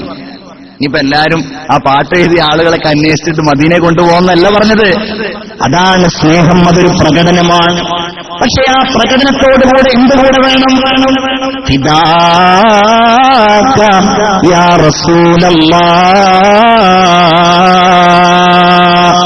സമർപ്പണം വേണം. പിൻപറ്റണം നബിയെ. എവിടെയാണ് സുഖതയിൽ സിനിമാ നടന്മാരെ പിൻപറ്റുന്നു? ഞാൻ കഴിഞ്ഞ നോമ്പ് കഴിഞ്ഞ് നോമ്പിന്റെയൊക്കെ അവസാനത്തിലെ പള്ളിയിൽ സാധാരണ നോമ്പിന് മുഴുവൻ സമയം ഞാനുണ്ടാവും. ചെറുപ്പക്കാരൊക്കെ വരുമ്പോ, യുവാക്കളൊക്കെ വരുമ്പോ എന്താണ് അവരുടെ മുഖം കാണാനൊരു ഭംഗി. എന്താ കാര്യം? നല്ല താടി വെച്ചിരിക്കും, നല്ല താടി. അതിനൊരു പ്രത്യേക സ്റ്റൈല്, ഭയങ്കര താടി.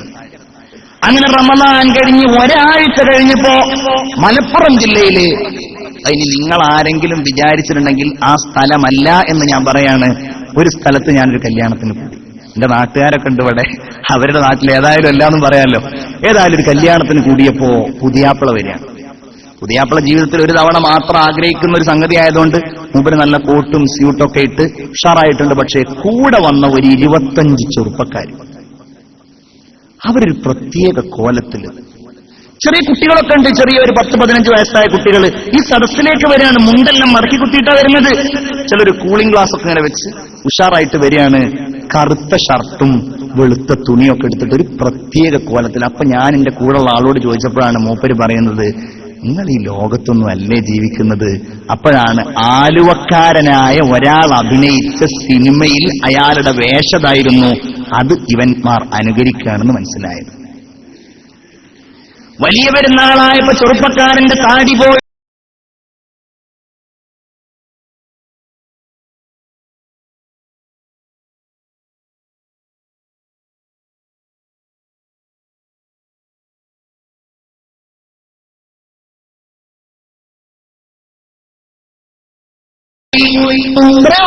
തമാശ ആരോ പറഞ്ഞു, ഈ പുതിയ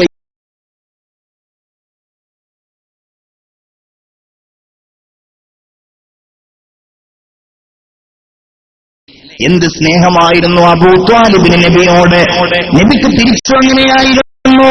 മരണത്തിന്റെ മുഖത്ത് അബൂ ത്വാലിബ് റസൂലുള്ളാഹിയുടെ മുമ്പിൽ ഇങ്ങനെ മരിക്കാണ്ടെടുക്കുമ്പോ അവിടുത്തെയുടെ ചെവിയിൽ പലതവണ മന്ത്രിച്ചു നോക്കി, പ്രിയപ്പെട്ട മുത്താപ്പ ഒന്ന് പറയുമോ, ലാ ഇലാഹ ഇല്ലല്ലാഹ്,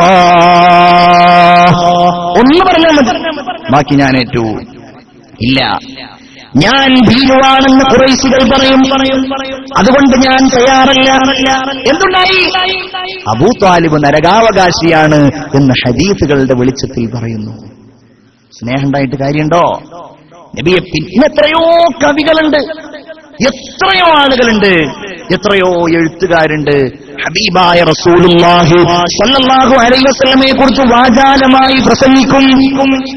അമുസ്ലിങ്ങൾ നബിയെ കുറിച്ച് എഴുതിയ കവിതകളുടെ സമാഹാരം എന്റെ അടുക്കലുണ്ട്. അമുസ്ലിങ്ങൾ നബിയെ കുറിച്ച് എഴുതിയ, അല്ലേ? സ്വർഗത്തിൽ നിന്നും ഹൃദയത്തിലേക്കൊരു സ്വർണ്ണനൂൽ പാലം പണിത പ്രവാചക. സുകുമാർഗത്താടാണ്. തമ്മിലടിച്ചും അഹങ്കരിച്ചും കരൽ കൊത്തിപ്പറിച്ചും ചവച്ചും പുളച്ചാർത്ത ഗോത്രക്കുറുമ്പിനെ കാട്ടുക്രൗര്യങ്ങളെ ശാന്തി സങ്കീർത്തനമാക്കിയ നായക.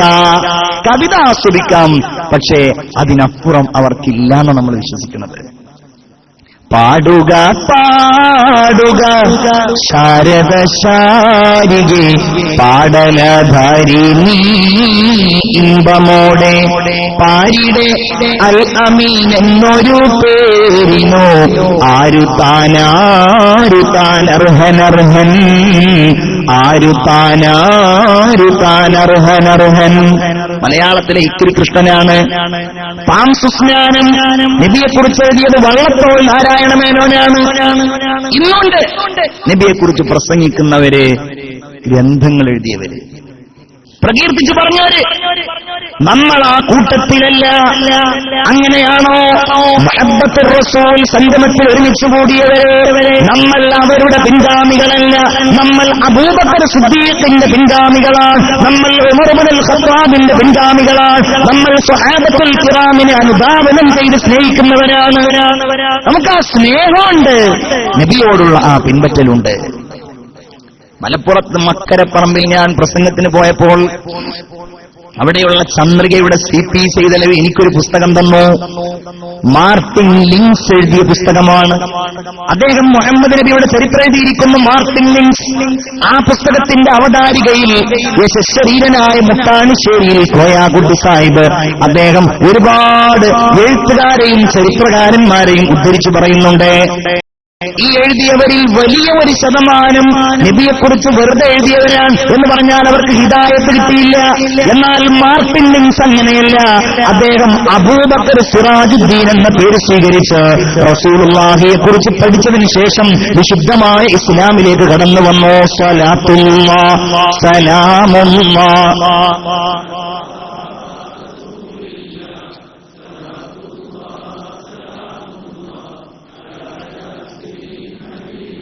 അപ്പൊ ഇത്തിബാഴ് മാത്രം. വേറെ ചില ആളുകൾ ഉണ്ടാവും അങ്ങനെ. അവർ റസൂലുള്ളാഹിനെ പിൻപറ്റുന്നു. അച്ചടിച്ച ഭാഷയിൽ നബിയെക്കുറിച്ച് അവരിങ്ങനെ പറയും, പ്രസംഗിക്കും. പക്ഷേ ഈ സ്നേഹപ്രകടനം അവർക്ക് തീരെ കണ്ടുകൂടാ. നമുക്ക് അവരോട് വിദ്വേഷമൊന്നുമില്ല. സ്നേഹപ്രകടനം കണ്ടുകൂടാ, മൗലിദ് കണ്ടുകൂടാ, അവർക്ക് പോരാ. അതൊക്കെ ദീനിൽ നിന്ന് പുറത്താകുന്ന സംഗതികളാണെന്ന് വരെ അവർ പറഞ്ഞു കളയും. എന്നാൽ നമ്മളാണെങ്കിലോ, നബിയേ ഇതൊന്നും ഞങ്ങൾക്ക് മതിയാവുന്നില്ലല്ലോ യാ റസൂലല്ലാഹ് സ്വല്ലല്ലാഹു അലൈഹി വസല്ലം. നമ്മൾ നബിയെ പിൻപറ്റുകയും നബിയെ സ്നേഹിക്കുകയും രണ്ടും ഒരുമിച്ച് ചെയ്യുന്നവരാണ്. അപ്പൊ അങ്ങനെ സ്നേഹിക്കാൻ പറഞ്ഞിട്ടുണ്ടോ? ഇങ്ങനെ സ്നേഹിക്കാൻ പറഞ്ഞിട്ടുണ്ടോ? രക്തം കുടിക്കാൻ ആരാ പറഞ്ഞത്? മുഅ്മിനേ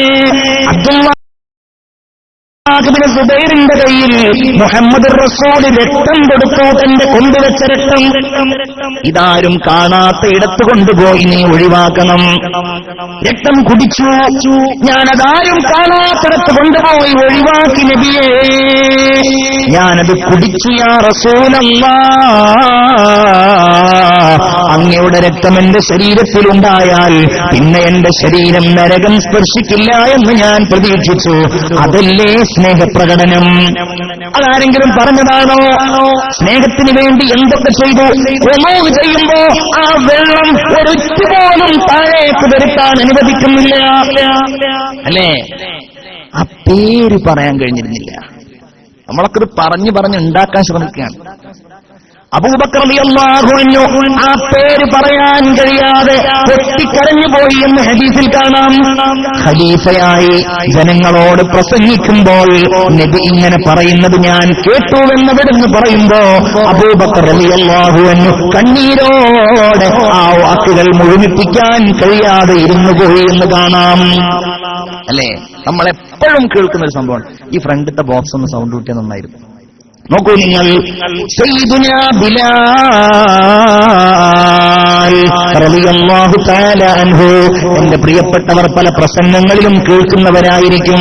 എന്നാലും ആ സ്നേഹത്തിന്റെ കഥയാണല്ലോ എന്ന് കരുതിയിട്ടാണ് ഞാൻ പറയുന്നത്. ബിലാൽ റളിയല്ലാഹു അൻഹുവിന് അല്ലാഹുവിന്റെ റസൂൽ വഫാത്തായതിനു ശേഷം വിശുദ്ധമായ മദീനയിൽ നിൽക്കുവാൻ തോന്നിയില്ല. അവിടുന്ന് ജനങ്ങളോട് യാത്ര പറഞ്ഞു ഷാമിലേക്ക് പോയി, അഥവാ ഇന്നത്തെ ഫലസ്തീനിലേക്ക് പോയി അവിടെ താമസിക്കുകയാണ്. റസൂലുള്ളാഹിന്റെ ഓർമ്മയിൽ ബിലാലിന്റെ രാപ്പകലുകൾ കഴിഞ്ഞു പോവുകയാണ്. ഒരിക്കൽ സ്വപ്നത്തിൽ വന്നുകൊണ്ട് അല്ലാഹുവിന്റെ റസൂൽ ചോദിക്കുന്നു, ബിലാൽ മാ ഹാദൽ ജഫാഉ യാ ബിലാൽ, എന്തുപറ്റി ബിലാലെ നിനക്കൊരു പിണക്കം? എന്തേ നീ എന്നെ ഒഴിവാക്കി പോന്നത്? എന്താണ് ബിലാലെ നിനക്കെന്നോടൊരു പിണക്കം എന്ന് ചോദിക്കുന്നു. ബിലാൽ എഴുന്നേൽക്കുന്നു. റസൂലുള്ളാഹിയുടെ റൗളാ ശരീഫിൽ പോയിട്ട് അവിടുത്തെയോടൊന്ന് സലാം പറയാൻ ബിലാലിന്റെ മനസ്സ് അദമ്യമായി മോഹിക്കുകയാണ്. ബിലാൽ പിറ്റേ ദിവസം യാത്ര പുറപ്പെട്ടു. യാത്ര ചെയ്ത് മദീനയിലെ റൗളാ ശരീഫിലെത്തുകയാണ്. റസൂലുള്ളാഹിയുടെ റൗളായുടെ മുമ്പിലെത്തിയിട്ട് തന്റെ സങ്കടങ്ങളും പരിഭവങ്ങളും തന്റെ പരിവേദനങ്ങളും എല്ലാം റസൂലുള്ളാഹിന്റെ മുമ്പിൽ ഇങ്ങനെ സമർപ്പിക്കുന്നു. ബിലാൽ റളിയല്ലാഹു തആല അൻഹു വന്നു എന്ന വിവരമറിഞ്ഞപ്പോൾ സ്വഹാബികൾ പലരും കാണാൻ വേണ്ടി ഒരുമിച്ചുകൂടി. കൂട്ടത്തിൽ ഉമറുൽ ഫാറൂഖ് ഉണ്ടായിരുന്നു, ഹസനും ഹുസൈനും ഉണ്ടായിരുന്നു. ഇവർ രണ്ടുപേരും നബിയോട് ബഹുമാനപ്പെട്ടവരോട് പറഞ്ഞു, ബിലാലേ നിങ്ങൾ പോയിട്ട് എത്ര കാലമായി, എത്ര ദിവസങ്ങളായി? ഒരു ബാങ്ക് കേൾക്കാൻ ആഗ്രഹമുണ്ട്. ഞങ്ങൾക്ക് നിങ്ങളൊരു ബാങ്ക് വിളിച്ചു തരുമോ? ഞങ്ങളതൊന്ന് കേൾക്കട്ടെ ബിലാൽ എന്ന് ബിലാൽ റളിയല്ലാഹു അൻഹുവിനോട് പറയുമ്പോ അവിടുന്ന് പറയുന്നു, എന്നോടത് പറയല്ലേ, എനിക്കതിന് കഴിയില്ല, എന്നോട് നിങ്ങളത് ചോദിക്കല്ലേ. വീണ്ടും പറഞ്ഞു, ബിലാൽ ഒന്ന് ബാങ്ക് വിളിക്കുമോ? ഞങ്ങൾക്കൊന്ന് കേൾക്കാനുള്ള അദമ്യമായ മോഹം കൊണ്ടാണ്. വീണ്ടും പറഞ്ഞപ്പോൾ ഖലീഫയായ ബഹുമാനപ്പെട്ട ഉമറുൽ ഫാറൂഖ് തങ്ങൾ ചെന്ന് പറഞ്ഞു, ബിലാൽ നിന്നോട് ഈ പറയുന്നത് ആരാണെന്ന് താങ്കൾക്കറിയില്ലേ? ഇത് സയ്യിദാ ശബാബി അഹ്ലിൽ തന്നെയാണ്, സ്വർഗത്തിലെ യുവാക്കളുടെ നേതാക്കളാണ്. ഒന്ന് ബാങ്ക് വിളിക്കൂ, നിങ്ങൾ ആ കൽപ്പനയൊന്ന് സ്വീകരിക്കൂ. ബിലാലിന്റെ മനസ്സിൽ ഒരുപാട് ഓളം വിട്ടുകയാണ് ചിന്തകൾ, സ്മരണകൾ ഇങ്ങനെ അലതല്ലി വരികയാണ്. എന്താണ് താൻ ചെയ്യേണ്ടത്? ഒരുപാട് വർഷങ്ങൾക്കപ്പുറത്തേക്ക് തന്റെ മനസ്സ് പോവുകയാണ്. റസൂലുള്ളാഹിയുടെ മുഖം മനസ്സിൽ തെളിയുകയാണ്. ബാങ്കിന്റെ സമയമാകുമ്പോ പള്ളിയിലേക്ക് വരുന്ന ബിലാലിനെ പുഞ്ചിരിയോടെ സ്വീകരിക്കുന്ന മുഹമ്മദ് മുസ്തഫ സല്ലല്ലാഹു അലൈഹി വസല്ലം ബാങ്കിന്റെ സമയമായാൽ ബിലാല് ബാങ്ക് വിളിക്കുക എന്ന് പറയുമ്പോ ബാങ്ക് വിളിയുടെ നാദത്തിന് ബിലാലിന്റെ ശബ്ദം കഴിഞ്ഞാൽ അതിന് പ്രത്യുത്തരം പറയുന്ന മുഹമ്മദ് മുസ്തഫ സ്വലാത്ത് മുഹമ്മദ് മുസ്തഫ. ബിലാലിന്റെ മനസ്സിൽ സങ്കടങ്ങൾ ഉരുണ്ടുകൂടുകയാണ്. എന്നാലും ഒന്ന് ബാങ്ക് വിളിക്കാം. മദീന പള്ളിയിൽ ബാങ്ക് വിളിക്കുന്ന ഉയർന്ന വിധാനത്തിൽ ബിലാൽ കയറി ബാങ്ക് വിളിക്കുന്നുവെന്നറിഞ്ഞപ്പോ കേട്ടവർ പള്ളിയുടെ ചുറ്റുഭാഗത്തും കൂടി അവർ കേൾക്കാൻ കാത്തിരിക്കുകയാണ്. ബിലാൽ തന്റെ സർവശക്തിയും ഉപയോഗിച്ചു വിളിക്കുകയാണ്, അല്ലാഹു അക്ബർ അല്ലാഹു അക്ബർ. ആ ശബ്ദം മദീന നഗരിയിൽ അലയടിച്ചു. കച്ചവടം ചെയ്യുന്നവർ സാധനങ്ങൾ താഴെയിട്ടു. വീടുകളിൽ നിന്ന് കുട്ടികൾ പുറത്തേക്കിറങ്ങി, വൃദ്ധന്മാര് പുറത്തേക്കിറങ്ങി, സ്ത്രീകൾ പുറത്തേക്കിറങ്ങി. അവർ പരസ്പരം പറയുകയാണ്, മുത്തുനബി തിരിച്ചു വന്നിരിക്കുന്നുവോ? അതേ, നബി തിരിച്ചു വന്നിരിക്കുന്നു. അല്ലാതെ ബിലാൽ എങ്ങനെ ബാങ്ക് വിളിക്കാനാണ്? അവർ പള്ളിയിലേക്ക് ഓടുകയാണ്. അവർ വിളിച്ചു പറയുന്നുണ്ട്, അല്ലാഹു അക്ബർ ജാഅ മുഹമ്മദ്, അല്ലാഹു അക്ബർ ജാഅ റസൂലുള്ളാഹി, അല്ലാഹുവിന്റെ റസൂൽ തിരിച്ചു വന്നിരിക്കുകയാണ്. പള്ളിയിലേക്ക് അവർ ഓടിയെത്തുമ്പോഴാണ് ബിലാൽ അടുത്ത വാചകം മൊഴിയുന്നത്, അശ്ഹദു അല്ലാ ഇലാഹ ഇല്ലല്ലാഹ്.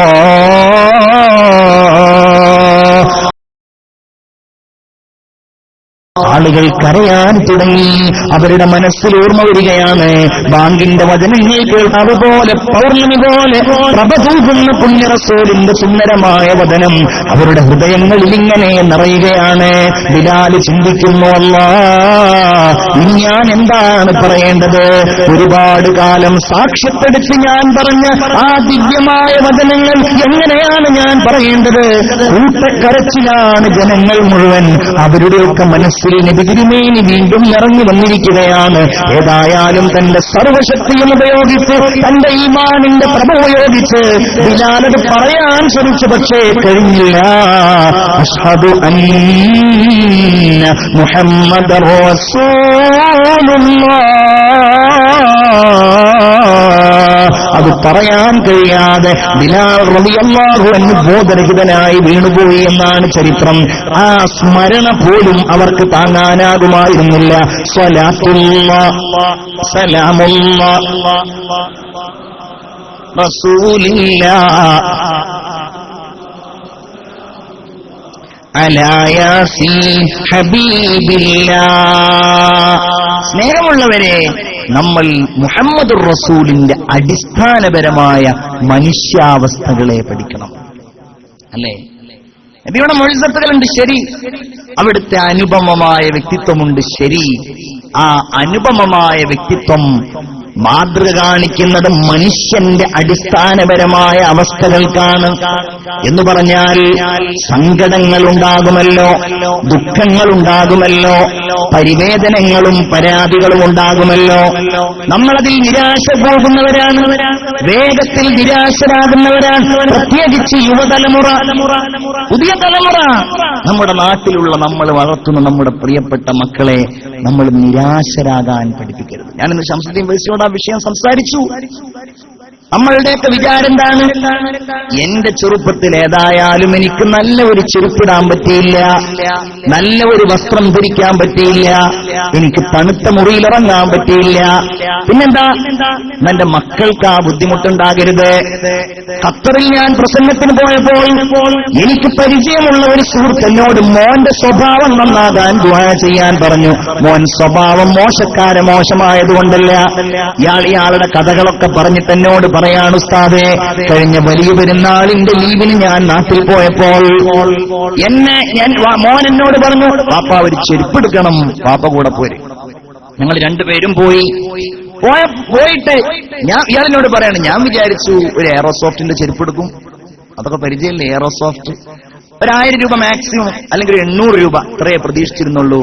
അവൻ ആ കടയിൽ നിന്ന് താഴെയിട്ട ചെരുപ്പിന് 2800 രൂപ വില. അങ്ങനെ അയാൾക്ക് ഇതിന്റെ വില എത്രയെന്ന് അറിയില്ല. കമ്പനിയുടെ പേരും അയാൾ പറഞ്ഞു, വുഡ്ലാൻഡ് എന്നാണ് അത്ര കമ്പനിയുടെ പേര്. കൂട്ടത്തിൽ അയാൾ പറഞ്ഞു, അത് കണ്ടാൽ ഒരു 2800 വില തോന്നുന്നു. എന്നാലും എല്ലാവർക്കും വലിയ താല്പര്യമാണ്, കാരണം ബ്രാൻഡ് സാധനമാണ്. ഏതായാലും ഇയാൾ എന്നോട് പറയാൻ, പക്ഷെ ഞാൻ ചോദിച്ചു, പിന്നെ നിങ്ങൾ വാങ്ങിച്ചു കൊടുത്തോ? അത് ഞാൻ വാങ്ങിച്ചു കൊടുത്തു. ഇനിയിപ്പോ അത് വാങ്ങിച്ചു കൊടുക്കാത്തതിന്റെ പേരിൽ അവൻ എന്നോട് എന്തെങ്കിലും തോന്നിയാലോ, ഞാൻ വാങ്ങിച്ചു കൊടുത്തു. എന്റെ ദുഃഖതല്ല, എന്താണ് എന്റെ മോന് ഇത്ര വലിയൊരു ചെരുപ്പ് വാങ്ങാൻ എങ്ങനെ എനിക്ക് തോന്നിയത്? അത് അങ്ങനത്തെ സ്വഭാവം ഇല്ലാതിരിക്കാൻ ദ്വാരക്കണം എന്ന് പറഞ്ഞാൽ ലളിതമായ ജീവിതത്തിന് ദ്വാരക്കണം എന്ന് പറഞ്ഞു. എന്റെ ദ്വാരല്ലേ അവിടെ പ്രസക്തി. നമ്മളുടെയൊക്കെ മനസ്സാ എന്താ അതുകൊണ്ടുണ്ടാകുന്നത്? സ്വന്തമായിട്ട് 2800 ചെരുപ്പ് വാങ്ങേണ്ട കാലത്ത് അവനത് കഴിയാതിരിക്കുമ്പോ അവിടെ ആ പ്രശ്നം. അവന് നമ്മളെല്ലാ സൗകര്യങ്ങളും നൽകി, യഥേഷ്ടം വസ്ത്രങ്ങൾ, അല്ലേ? ഗൾഫിൽ നിന്ന് പോകുമ്പോൾ 2ഉം 3ഉം വയസ്സായ മക്കൾക്ക് നിങ്ങൾ സമ്മാനിക്കുന്ന സമ്മാനങ്ങൾ ടാബ്ലറ്റുകളാകുമ്പോൾ ഫോൺ വിളിക്കുമ്പോ പറയുന്നത്, പാപ്പ എനിക്കൊരു ടാബ്ലറ്റ് കൊടുത്തേക്കോ, അമ്മാവൻ വരുന്നുണ്ടല്ലോ, അമ്മാവന്റെ അടുക്കൽ എനിക്ക് മിഠായി ഒന്നും വേണ്ട, എനിക്ക് ടാബ്ലറ്റ് മതി എന്ന് പറയുമ്പോൾ, ഞങ്ങളുടെയൊക്കെ നാട്ടിൽ പഴയ കാലത്ത് കുനിഞ്ഞിരിക്കുക എന്ന് പറഞ്ഞാൽ മലമൂത്ര വിസർജനം ചെയ്യാതിരിക്കലാണ്. എന്നാൽ ഇന്ന് കുനിഞ്ഞിരിക്കുന്നത് ഈ ലോകം മുഴുവൻ ടാബ്ലറ്റിലും മൊബൈൽ ഫോണിലും പോലും കുനിഞ്ഞിരിക്കുകയാണ്. ഞാനൊക്കെ ആലുവയിലേക്ക് 2007 മുതൽ പോകാൻ തുടങ്ങിയതാണ്. പട്ടാമ്പിയിൽ നിന്ന് ട്രെയിൻ കയറിയിട്ട് അന്നൊക്കെ പോകുമ്പോൾ ഞങ്ങൾക്കൊരു അസോസിയേഷൻ തന്നെ ഉണ്ടായിരുന്നു. ട്രെയിനിൽ വർത്തമാനം പറയും, സംസാരിക്കും. ഒരു ചന്ദ്രേട്ടനൊക്കെ ഉണ്ടായിരുന്നു. പ്രായമേറിയ അയാളുടെ അനുഭവങ്ങളൊക്കെ പറഞ്ഞ് എല്ലാ വെള്ളിയാഴ്ചകളിലും ഓരോരുത്തർ ഓരോ ദിവസങ്ങളും ഉണ്ടാകും. ഞാൻ വെള്ളിയാഴ്ച ഉണ്ടാകും. എന്നാൽ ഇന്ന് സത്യസന്ധമായിട്ട് പറയാൻ ഒരു മനുഷ്യനോടും സംസാരിക്കാതെയാണ് ഈ ഞാനടക്കമുള്ളവർ ട്രെയിനിൽ യാത്ര ചെയ്യാറുള്ളത്. ട്രെയിൻ യാത്രയിൽ സ്ത്രീകൾക്ക് ഭീഷണിയില്ല എന്ന് പുതിയ കണ്ടെത്തലാണ്. കാരണം എല്ലാവരും മൊബൈൽ ഫോണിലാകുമ്പോ അതൊന്നും ശ്രദ്ധിക്കാൻ പലർക്കും സമയം കിട്ടാത്തത് വലിയ ഭാഗ്യമാണ്. ഇതവസ്ഥ. ഇത് നമ്മൾ പ്രായമേറിയവരും യുവാക്കളോട് നിൽക്കട്ടെ, കുട്ടികളെ നമ്മൾ അടിമകളാക്കരുത് പ്രിയപ്പെട്ടവരെ. അങ്ങനെയായാൽ അവർ ഈ ജീവിതത്തിന്റെ പ്രതിസന്ധികൾ നേരിടേണ്ട സമയത്ത് അവർക്കതിന് കഴിയില്ല. അല്ലേ? ചോദിക്കുന്നത് മുഴുവൻ വാങ്ങിച്ചു കൊടുത്ത് അവരുടെ സന്തോഷം മാത്രം ലക്ഷ്യമാക്കി ഈ ചൂടിലും തണുപ്പിലും ഈ നാട്ടിലും വീട്ടിലും കാണാതെ പോകാതെ അധ്വാനിച്ചുണ്ടാക്കുന്നത് കൊണ്ട് ഭാവിയിൽ ഞാൻ ഇന്ന് പോയ ആ പള്ളിയുടെ മുമ്പിൽ ഇങ്ങനെ ഒരു ഖുർആനിന്റെ വചനമുണ്ടായിരുന്നു. ഇന്നമാ അംവാലുകും വഔലാദുകും ഫിത്ന. ഇന്ന് ഞാൻ ജുമാഅത്ത് കൂടിയ പള്ളിയുടെ മെഹ്റാബിന്റെ മുമ്പിൽ അതിങ്ങനെ എഴുതി വെച്ചിട്ടുണ്ട്. നിങ്ങളുടെ സന്താനങ്ങളും നിങ്ങളുടെ സമ്പത്തുക്കളും നിങ്ങൾക്ക് കുഴപ്പമുണ്ടാക്കുന്നതാണ്. ഞാൻ പറയുന്നത് നമ്മൾ സൂക്ഷിക്കാൻ വേണ്ടിയാണ്, ശ്രദ്ധിക്കാൻ വേണ്ടിയാണ്, അതൊക്കെ നിയന്ത്രിക്കാൻ വേണ്ടിയിട്ടാണ്. നമ്മുടെ വിഷയം അതല്ലാത്തത് കൊണ്ട് ഞാൻ അതിലേക്ക് കടക്കുന്നില്ല. ഏതായാലും അങ്ങനെ നിരാശരാകുമ്പോൾ അല്ലേ എന്താ ഉണ്ടാവുക? എന്നെ പടച്ചോൻ കൈവിട്ടോ, പിന്നെ ആത്മഹത്യയാണ്, പിന്നെ ടെൻഷനാണ്. എന്തൊക്കെ കാര്യങ്ങൾക്കാണ് നമ്മുടെ ചെറുപ്പക്കാർ ടെൻഷൻ അടിക്കുന്നത്. ഈ ഫേസ്ബുക്കിലൂടെ ഇങ്ങനെ ഒരു പെൺകുട്ടിയുമായിട്ട് ഒരാളുടെ ടെൻഷന്റെ കഥ കേട്ടതാണ്. പെൺകുട്ടിയായിട്ട് ഭയങ്കര ചാറ്റിങ്, അവസാനം ഒന്ന് കാണണമെന്ന് പറഞ്ഞു. ഈ പെൺകുട്ടിയാണെങ്കിൽ ഒരു ഓഫീസിൽ, അവിടുത്തെ ആ ഓഫീസിലുള്ള റിസപ്ഷനിസ്റ്റായിട്ട് വർക്ക് ചെയ്യാൻ. അങ്ങനെ ഇവൻ ആ റിസപ്ഷനിസ്റ്റിനെ കാണാൻ വേണ്ടിയിട്ട് ചെന്നിട്ട് ഉണ്ടായ സംഭവമാണ്. അങ്ങനെ ആ ചെറുപ്പക്കാരൻ ചെന്നു, റിസപ്ഷനിസ്റ്റിനെ കണ്ടു. ഓ, എന്റെ സെലക്ഷൻ മോശമല്ല എന്നൊക്കെ കരുതിയിട്ട് ഇങ്ങനെ നമുക്കൊന്ന് പുറത്തിറങ്ങിയാലോ. നോക്കുമ്പോൾ ആ പെൺകുട്ടിക്ക് പുറത്തിറങ്ങാൻ കഴിയില്ല, അരക്ക് താഴെയില്ല. പിന്നെ അതിന്റെ പേരിൽ ടെൻഷൻ. ഇതൊക്കെയാണ് പിന്നെ ടെൻഷനോട് ടെൻഷൻ. പിന്നെ വിഷാദ രോഗം കൂടാന്നാണല്ലോ. ഇനി നോക്കൂ നിങ്ങൾ, ഇവിടെയാണ് മനക്കരുത്തിന്റെ പ്രവാചകൻ മുഹമ്മദ് മുസ്തഫ സല്ലല്ലാഹു അലാ മുഹമ്മദ് സല്ലല്ലാഹു അലൈഹി വസല്ലം. കൊടുങ്കാറ്റുകൾ വരുന്നുണ്ട്, ജലപ്രളയം വരുന്നുണ്ട്. എന്റെ പാദം പതറില്ല, എന്റെ ഹൃദയം പതറില്ല, എന്റെ കാലുകൾ ഒരിക്കലും ഉറക്കാനിരിക്കില്ല. ഞാൻ ഈത്തപ്പനകൾ പോലെ, മരുഭൂമിയിലെ ഈത്തപ്പനെ പോലെ, കേരളത്തിലെ തെങ്ങ് പോലെ, കേരളത്തിലെ തെങ്ങിനും അതുപോലെ ഈ മരുഭൂമിയിലെ ഈത്തപ്പനക്കുള്ളൊരു സ്വഭാവമാണ് പ്രതിസന്ധികൾ അതിജയിക്കുക എന്ന് പറഞ്ഞത്. നമ്മളിങ്ങനെ നാട്ടിലൊക്കെ പോയി വീടിന്റെ 2ാം നിലയിൽ ഒരു കാറ്റടിക്കുന്ന സമയത്ത് ഇങ്ങനെ പുറത്തു നോക്കി നിൽക്കുമ്പോ പടച്ചോനെ ആ തെങ്ങിപ്പ വീഴുമെന്ന് തോന്നിപ്പോവും. നന്നായി കാറ്റടിക്കുമ്പോ ഇല്ലേ, നന്നായി പടച്ചോനെ അതിപ്പോ വീഴോ, ഒരു പ്രശ്നം ഉണ്ടാവില്ല. കാറ്റിങ്ങനെ 2 ആട്ടം അങ്ങോട്ടും ഇങ്ങോട്ടും ആടി അദ്ദേഹം അവിടെ തന്നെ നിൽക്കുന്നുണ്ടാവും. അതാണ് നമ്മുടെ കരുത്ത്, അല്ലേ? അതുകൊണ്ടാണ് മുഅ്മിനിന്റെ ഉപമയായി, ഈത്തപ്പനയുടെ ഉപമയാണെന്ന് മുഅ്മിനിന്റെ ഉപമയെ കുറിച്ച് അല്ലാഹുവിന്റെ ഖുർആനും ഹബീബായ മുഹമ്മദ് മുസ്തഫ സല്ലല്ലാഹു അലൈഹി വസല്ലമ തങ്ങളും പറഞ്ഞത്. നബി ആ കരുത്ത് നേടിയത് എങ്ങനെയാണ്? ചെറുപ്പത്തിൽ ജനിക്കുന്ന സമയത്ത് വാപ്പ മരിച്ചു പോയിരിക്കുന്നു. അത് കരുത്താണോ? അത് കരുത്താണ്. നബിക്കത് കരുത്താണ്. അപ്പൊ ഇന്ന് അങ്ങനെ ഒരാൾ സംഭവിച്ചിട്ടുണ്ടെങ്കിൽ എന്താ ചെയ്യേണ്ടത്? നബി തിരുമേനി നേടിയ ആ കരുത്ത് നമ്മൾ സമ്മാനിക്കണം. നമ്മൾ അവരുടെ കണ്ണീരൊപ്പണം, നമ്മൾ അവർക്ക് ധൈര്യം പകരണം, നമ്മൾ അവരുടെ പിതാവാകണം, നമ്മൾ അവർക്ക് സഹായം നൽകണം, അല്ലേ? അതാ വേണ്ടത്. നബിക്കുണ്ടായ കരുത്ത് അത് റസൂലുള്ളാഹിക്ക് അല്ലാഹു തആല ഈ ലോകത്തെ നേരിടാൻ നൽകിയ ഒരു കരുത്താണ്. അതിന്റെ സങ്കടം നമുക്ക് ആർക്കെങ്കിലും അറിയോ? നമ്മൾ ഒറ്റയ്ക്കിരുന്ന് ഇങ്ങനെ ആലോചിച്ചാൽ മതി. ഇടക്കിടക്ക് ആലോചിക്കുന്ന സംഗതിയാണ്. എന്ത്?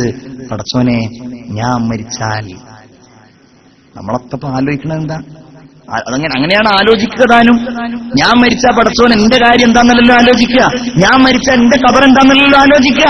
പടച്ചോനെ ഞാൻ മരിച്ച എന്റെ മക്കളുടെ കാര്യം എന്താണെന്ന് ആലോചിക്കുക. നാളെ തമാശയിൽ ആരോ പറയണ്ടായി, ഇപ്പൊ വരുന്ന യത്തീംഖാനയുടെ പരസ്യം മക്കൾ കാണാതിരുന്നാൽ മതിയായിരുന്നു.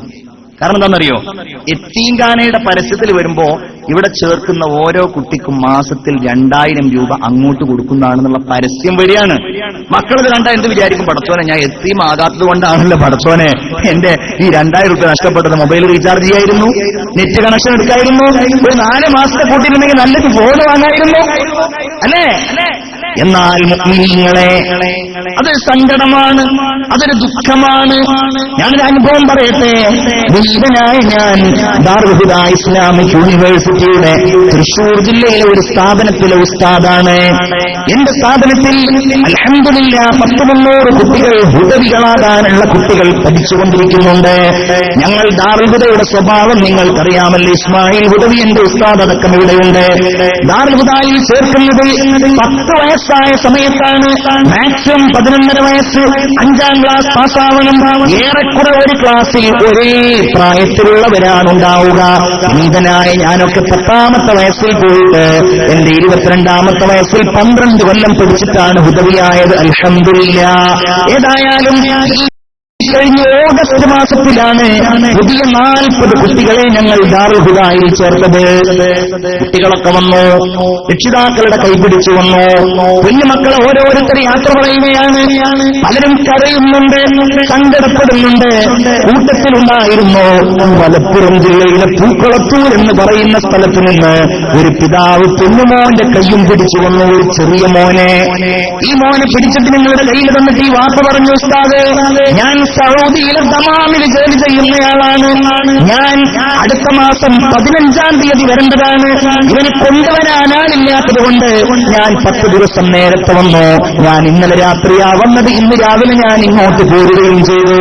ഇനി ഒഴിവുണ്ടാകുമ്പോൾ വരാം ഉസ്താദ്, ഇവനെ ശരിക്കും നോക്കണം, ഇവൻ എന്റെ മൂത്ത മോന, ഇവൻ ഉദവിയാകണമെന്നൊക്കെ പറഞ്ഞൊരു വാപ്പായുടെ ആഗ്രഹം ഞങ്ങളോട് പറഞ്ഞിട്ട് പ്രിയപ്പെട്ട പിതാവ് ഞങ്ങളോടും വാപ്പോനോടും യാത്ര പറഞ്ഞ് കണ്ണീരോടെ പോയി. അങ്ങനെ ദിവസങ്ങൾ കഴിഞ്ഞു. സാധാരണ കുട്ടികൾക്കൊരു സ്വഭാവമുണ്ട്, അവരെ എനിക്ക് വാപ്പയെ കാണണം, എനിക്ക് ഉമ്മയെ കാണണം, എനിക്ക് വീട്ടിൽ പോകണം, നാട്ടിൽ പോകണം എന്ന് പറഞ്ഞ് കരഞ്ഞില്ലെങ്കിലല്ലേ അത്ഭുതമുള്ളൂ. കാരണം പ്രായമൊക്കെയായി, ഒരുപാട് ദിവസങ്ങളൊക്കെ കഴിഞ്ഞ് ഒരുപാട് പ്രായമൊക്കെയായി. ഇങ്ങോട്ട് വരുമ്പോൾ പോലും നമുക്ക് ആ സങ്കടമുണ്ടെങ്കിൽ 10 വയസ്സായ കുട്ടിയുടെ സങ്കടം എത്രയായിരിക്കും? ഈ കുട്ടി കരഞ്ഞു. ഒരുപാട് കുട്ടികളുടെ കൂട്ടത്തിൽ അടുത്ത വ്യാഴാഴ്ച ഉസ്താദിന്റെ ഫോണിലേക്ക് ഒരു ഫോൺ വരികയാണ്. ഉസ്താദേ എന്റെ മോനെ ഒന്ന് കിട്ടുമോ? പൂക്കുളത്തൂരിലുള്ളയാളാണ്. മോനെ കിട്ടി. മോൻ കരഞ്ഞു. മോനോട് പറഞ്ഞു, മോനെ നീ കരയണ്ട, നാളെ വൈകുന്നേരമാകുമ്പോഴേക്ക് ഞാൻ നിന്നെ കാണാനൊന്ന് വരാം, നാളെ വെള്ളിയാഴ്ചയാണല്ലോ, ഏതായാലും നാളെ ഞാൻ അങ്ങോട്ട് വരാമെന്ന് പറഞ്ഞു. ഉസ്താദിനോട് പറഞ്ഞു, ഉസ്താദേ നാളെ വൈകുന്നേരം ഞാൻ വരാം, നിങ്ങൾ അവനെ ഒന്ന് സമാധാനിപ്പിക്കണം. അവന് പിന്നെ സന്തോഷമായി. അവൻ മറ്റു കുട്ടികളോടുകൂടെ കളിക്കാൻ പോയി. പിറ്റേ ദിവസം വെള്ളിയാഴ്ചയാണ്. രാവിലെ ഒരു 9 മണിക്ക് ഉസ്താദുമാരൊക്കെ ഇങ്ങനെ കൂടിയിരുന്ന് ഭക്ഷണം കഴിക്കാൻ പോകാൻ മുമ്പുള്ളാണ് എല്ലാവരെയും ഞെട്ടിച്ചുകൊണ്ടൊരു ഫോൺ. ഉസ്താദേ പൂക്കുളത്തൂരിൽ നിന്ന് ആ ഫോണ്, ഇന്നാളിന്ന കുട്ടിയുടെ വാപ്പ മരിച്ചിരിക്കുന്നു, 38 വയസ്സേ ഉള്ളൂ. ആ ചെറുപ്പക്കാരൻ ഇങ്ങോട്ട് പോരാൻ ഒരുങ്ങിയിരുന്നതാണ്. രാവിലെ ഒരു ചായ കുടിച്ചിട്ട് സിറ്റ് ഔട്ടിൽ നിന്ന് പത്രം വായിച്ചതാണ്. ഇരുന്ന ഇരിപ്പിലെന്ന് മരിച്ചുപോയതാണ്. ഒരാളോട് ഒന്നും പറയാതെ പെട്ടെന്ന് മരിച്ചുപോയതാണ്. ഇയാൾ മരിച്ചതിൽ ഞങ്ങൾ ഞെട്ടില്ല. കാരണം മരണം എത്രയോ കേൾക്കുമ്പോ നമുക്ക് ഞെട്ടൽ വരില്ലല്ലോ. ഞങ്ങൾ ഞെട്ടിപ്പോയത് പടച്ചവനേ, ഈ കുഞ്ഞു മോനോട് എങ്ങനെയാണത് പറയുക? ഈ 10 വയസ്സായ മോനെ വിളിച്ചുകൊണ്ട്, മോനെ നിന്റെ വാപ്പ മരിച്ചിട്ടുണ്ടെന്ന് എങ്ങനെയാണ് അവനോട് പറയുക? ഏതായാലും ഞങ്ങൾ തീരുമാനിച്ചു അവനോട് എന്തെങ്കിലും കാര്യം പറഞ്ഞിട്ട് അവന്റെ വീട്ടിലേക്ക് അവനെ കൊണ്ടുപോകാം. ഞങ്ങൾ അവനോട് പറഞ്ഞു, ഏതാ നമുക്ക് നിന്റെ നാട്ടിലൊന്ന് പോകേണ്ടതുണ്ട്, നീയും വായോ. അവന് വലിയ സന്തോഷമായി. അവൻ ഉടൻ പുതിയ വസ്ത്രങ്ങളൊക്കെ മാറ്റിയിട്ട് അവന്റെ കൂടെയുള്ള ബാക്കി ആളുകളോടൊക്കെ അവനിങ്ങനെ പറയുന്നുണ്ട്, ഞാനൊന്ന് വീട്ടിൽ പോവുകയാണ്. അവനിങ്ങനെ വരാന്തയിൽ നിന്ന് കുട്ടികളോടൊക്കെ ചിരിച്ച് കൈകൊടുക്കുന്നത് കാണുന്നുണ്ട്. കാരണം വലിയൊരു സന്തോഷമാണല്ലോ. ബാക്കിയുള്ളവരൊന്നും നാട്ടിൽ പോകാതിരിക്കുമ്പോൾ ഇവൻ മാത്രം നാട്ടിൽ പോവുക. അങ്ങനെ വണ്ടിയിൽ കയറി ഞങ്ങൾ അവനോട് ഇങ്ങനെ എങ്ങനെയെങ്കിലും ഒന്ന് പറയണം, ഒന്ന് സൂചിപ്പിക്കണമെന്നുണ്ട്. പക്ഷെ അവന്റെ ആ മുഖം കാണുമ്പോ, നിഷ്കളങ്കമായ ആ ഭാവം കാണുമ്പോ എങ്ങനെയാണ് മോനെ നിന്റെ ബാപ്പ മരിച്ചിരിക്കുന്നു എന്ന വിവരം അവനോട് പറയുക. ഞങ്ങൾക്ക് കഴിഞ്ഞില്ല. അങ്ങനെ വാഹനം ഇങ്ങനെ മുന്നോട്ട് പോയി തിരൂരിലെത്തിയപ്പോ ഞങ്ങൾക്കൊക്കെ വല്ലാതെ വിശക്കുന്നുണ്ട്. ഞങ്ങൾ ഭക്ഷണം കഴിക്കാൻ വേണ്ടി ഒരു ഹോട്ടലിന്റെ മുമ്പിൽ വണ്ടി നിർത്തി. അവൻ പറഞ്ഞു, ഉസ്താദേ ഞാൻ വണ്ടിയിൽ നിന്ന് ഇറങ്ങില്ല, എന്തെങ്കിലും കഴിക്കുന്നീവാ, എനിക്കൊന്നും വേണ്ട, എന്തെങ്കിലും കഴിക്കാം, വീട്ടിൽ പോയിട്ട് കഴിച്ചോളാം പറഞ്ഞപ്പോ ഞങ്ങൾ പറഞ്ഞപ്പോ അവൻ പറഞ്ഞു, ഞാൻ വീട്ടിൽ പോയി കഴിച്ചോളാം, വീട്ടിലാരും ഉണ്ടാവില്ല. ഉസ്താദേ ഉണ്ടാകും. ആരാ വീട്ടിലുണ്ടാവുക? വീട്ടിലെന്റെ വാപ്പ എന്നെ കാത്തിരിക്കുന്നുണ്ടാകും. വാപ്പ വന്നിട്ട് വാപ്പാന്റെ കൂടെ ഇരുന്ന് ഭക്ഷണം കഴിച്ചിട്ടില്ല. ഞങ്ങളുടെ കണ്ണുകൾ നിറഞ്ഞുപോയി. ഏതായാലും ഞങ്ങൾ എന്തോ കഴിച്ചെന്ന് വരുത്തിയിട്ട് ഞങ്ങൾ ഇങ്ങനെ പോയി അവന്റെ വീടിന്റെ മുമ്പിലെത്തി. അവനാകെ അത്ഭുതപ്പെട്ടു, എന്താണ് ഇവിടെ ഒരാൾക്കൂട്ടം, ആ പന്തലിട്ടിരിക്കുന്നു, ആളുകളൊക്കെ ഇങ്ങനെ നിശബ്ദരായി നിൽക്കുന്നു. അവനൊന്നും മനസ്സിലായിട്ടില്ല. ഞങ്ങളെല്ലാവരും മുമ്പ് ഞങ്ങളുടെ കണ്ണുകളൊക്കെ ഇങ്ങനെ നിറഞ്ഞൊഴുകുന്നുണ്ട്. ഞങ്ങൾ വല്ലാത്ത ബേജാറില്. അവന്റെ ഒരു അമ്മാവൻ വന്നിട്ട് അവനെ ഇങ്ങനെ പിടിച്ചു കൊണ്ടുപോയി. ഞങ്ങളും പോയി. അവനോട് കാര്യമൊന്നും പറഞ്ഞിട്ടില്ല. അങ്ങനെ ഞങ്ങളെല്ലാവരും അവന്റെ വീടിന്റെ പൂമുഖത്ത് ഞങ്ങളിങ്ങനെ ചെന്നപ്പോ അവിടെ ഒരു മയ്യത്തിങ്ങനെ കിടക്കുന്നുണ്ട്. അവൻ എന്തു ചെയ്യും, എന്തായിരിക്കും അവന്റെ പ്രതികരണമെന്ന് ഞങ്ങൾക്കറിയില്ലല്ലോ. കൂടെയുള്ളവർ കരുതിയത് ഞങ്ങൾ അവനോട് പറഞ്ഞിട്ടുണ്ട് എന്നാണ്. അങ്ങനെ ഞങ്ങളിങ്ങനെ മയ്യത്തിന്റെ അടുക്കലേക്ക് പോയി. ആ മയ്യത്തിന്റെ മുഖം കാണിച്ചു കൊടുക്കുന്നയാള് ആ തുണിയങ്ങ് മാറ്റിക്കൊടുത്തപ്പോ സുബ്ഹാനല്ലാഹ്, അവരുടെ കൂടെ ഇരുന്ന് ഭക്ഷണം കഴിക്കാനാണോ കുഞ്ഞുമോന് പട്ടിണി കിടന്നു വന്നത്? വൈകുന്നേരം വരാമെന്ന് പറഞ്ഞ പ്രിയപ്പെട്ട പൊന്നുപിതാവ് മരിച്ചു കിടക്കുന്നത് കണ്ട കുഞ്ഞു വാവിട്ട് നിലവിളിച്ചത് എന്റെ ജീവിതത്തിൽ എനിക്കൊരിക്കലും മറക്കാൻ പറ്റാത്ത കാഴ്ചയാണ്. ഇതാ മക്കളെ അനുഭവം, ഇതാണ് പ്രിയപ്പെട്ടവരെ അവസ്ഥ. നമുക്ക് നമ്മുടെ മക്കൾക്ക് നമ്മളുണ്ടാകുമ്പോ, നമ്മുടെ സന്താനങ്ങൾക്ക് വാപ്പയായ നമ്മളുണ്ടാകുമ്പോ, നമ്മൾ ഗൾഫിലാണെങ്കിലും വാപ്പയുണ്ടല്ലോ എന്ന് വിചാരിച്ചവർ സമാധാനിക്കുമ്പോ, വാട്സപ്പിലൂടെ പ്രിയപ്പെട്ട പൊന്നുമോന്റെ ശബ്ദം നമ്മൾ കേൾക്കുമ്പോ, പ്രിയപ്പെട്ട മക്കൾ നമ്മോട് സന്തോഷം പറയുമ്പോ നമ്മൾ കാണണം അനാഥനാകുന്നതിന്റെ സങ്കടം. ആ സങ്കടത്തിൽ പതറാതെ കരുത്ത് നേടി മുഹമ്മദ് മുസ്തഫ സല്ലല്ലാഹു അലൈഹി വസല്ലം അവിടുന്ന് നമ്മോട് പറഞ്ഞത്, ഒരനാഥന്റെ കണ്ണീര് ഭൂമിയിൽ ഉത്തരുത് എന്നാണ്. അവനെ നിങ്ങൾ തലോടണമെന്നാണ്.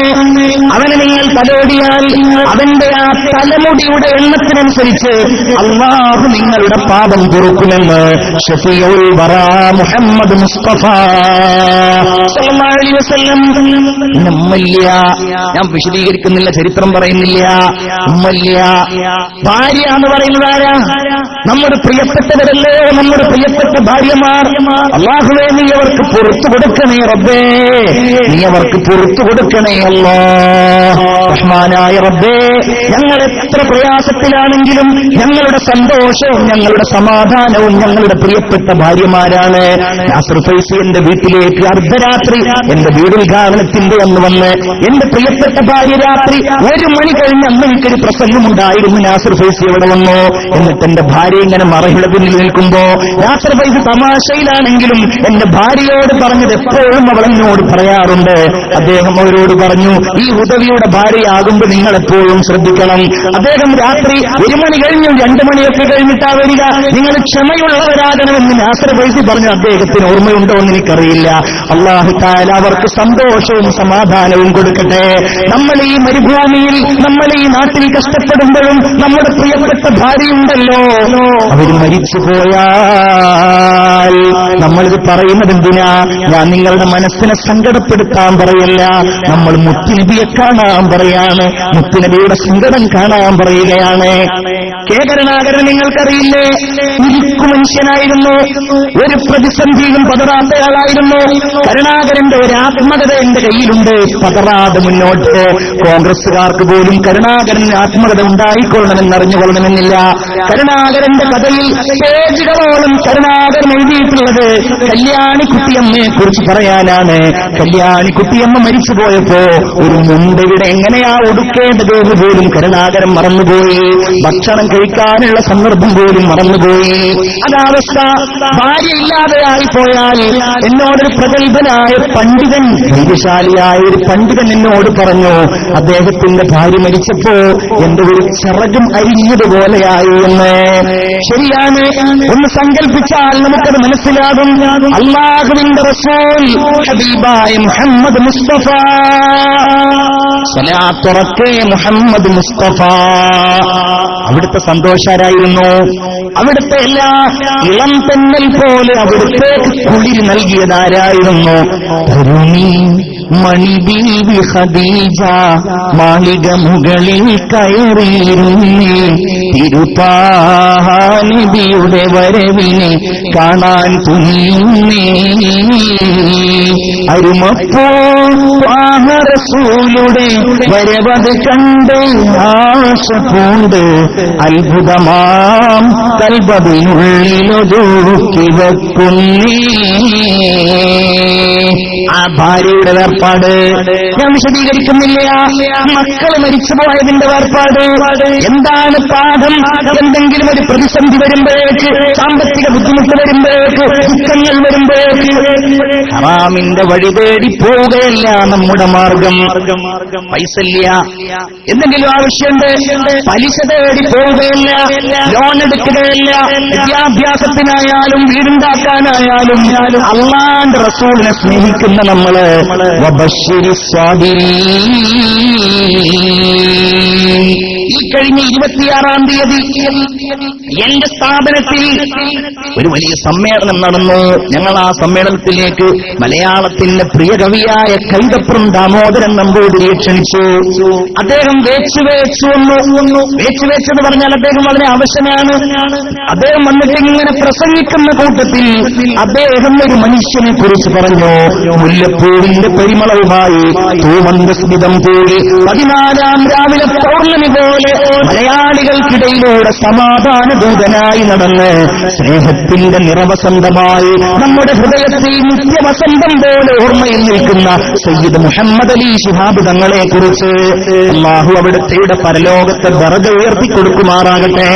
കൈതപ്പുറം പറഞ്ഞു, ഞാനൊരിക്കൽ മുഹമ്മദ് അലി ശിഹാബ് തങ്ങളെ കാണാൻ വേണ്ടി പോയി.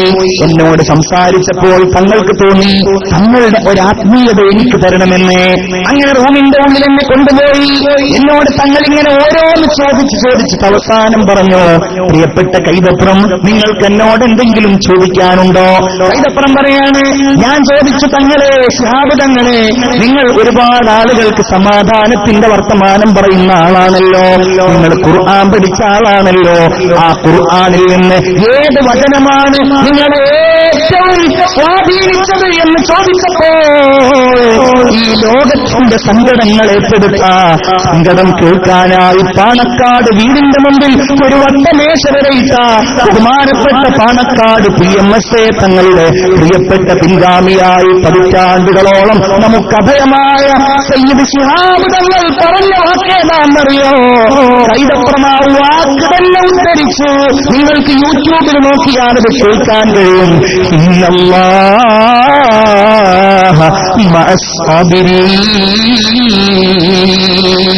അതാണ് ശിഹാബ് തങ്ങളെ സ്വാധീനിച്ചത്. അത് ശിഹാബ് തങ്ങളെ മാത്രമല്ല, അത് റസൂലുള്ളാഹിയെയും സ്വാധീനിച്ച വാക്കാ. ഇന്നല്ലാഹ മഅസ്സാബിരീൻ. അല്ലാഹു തആല ക്ഷമിക്കുന്നവരോട് കൂടെയുണ്ട്.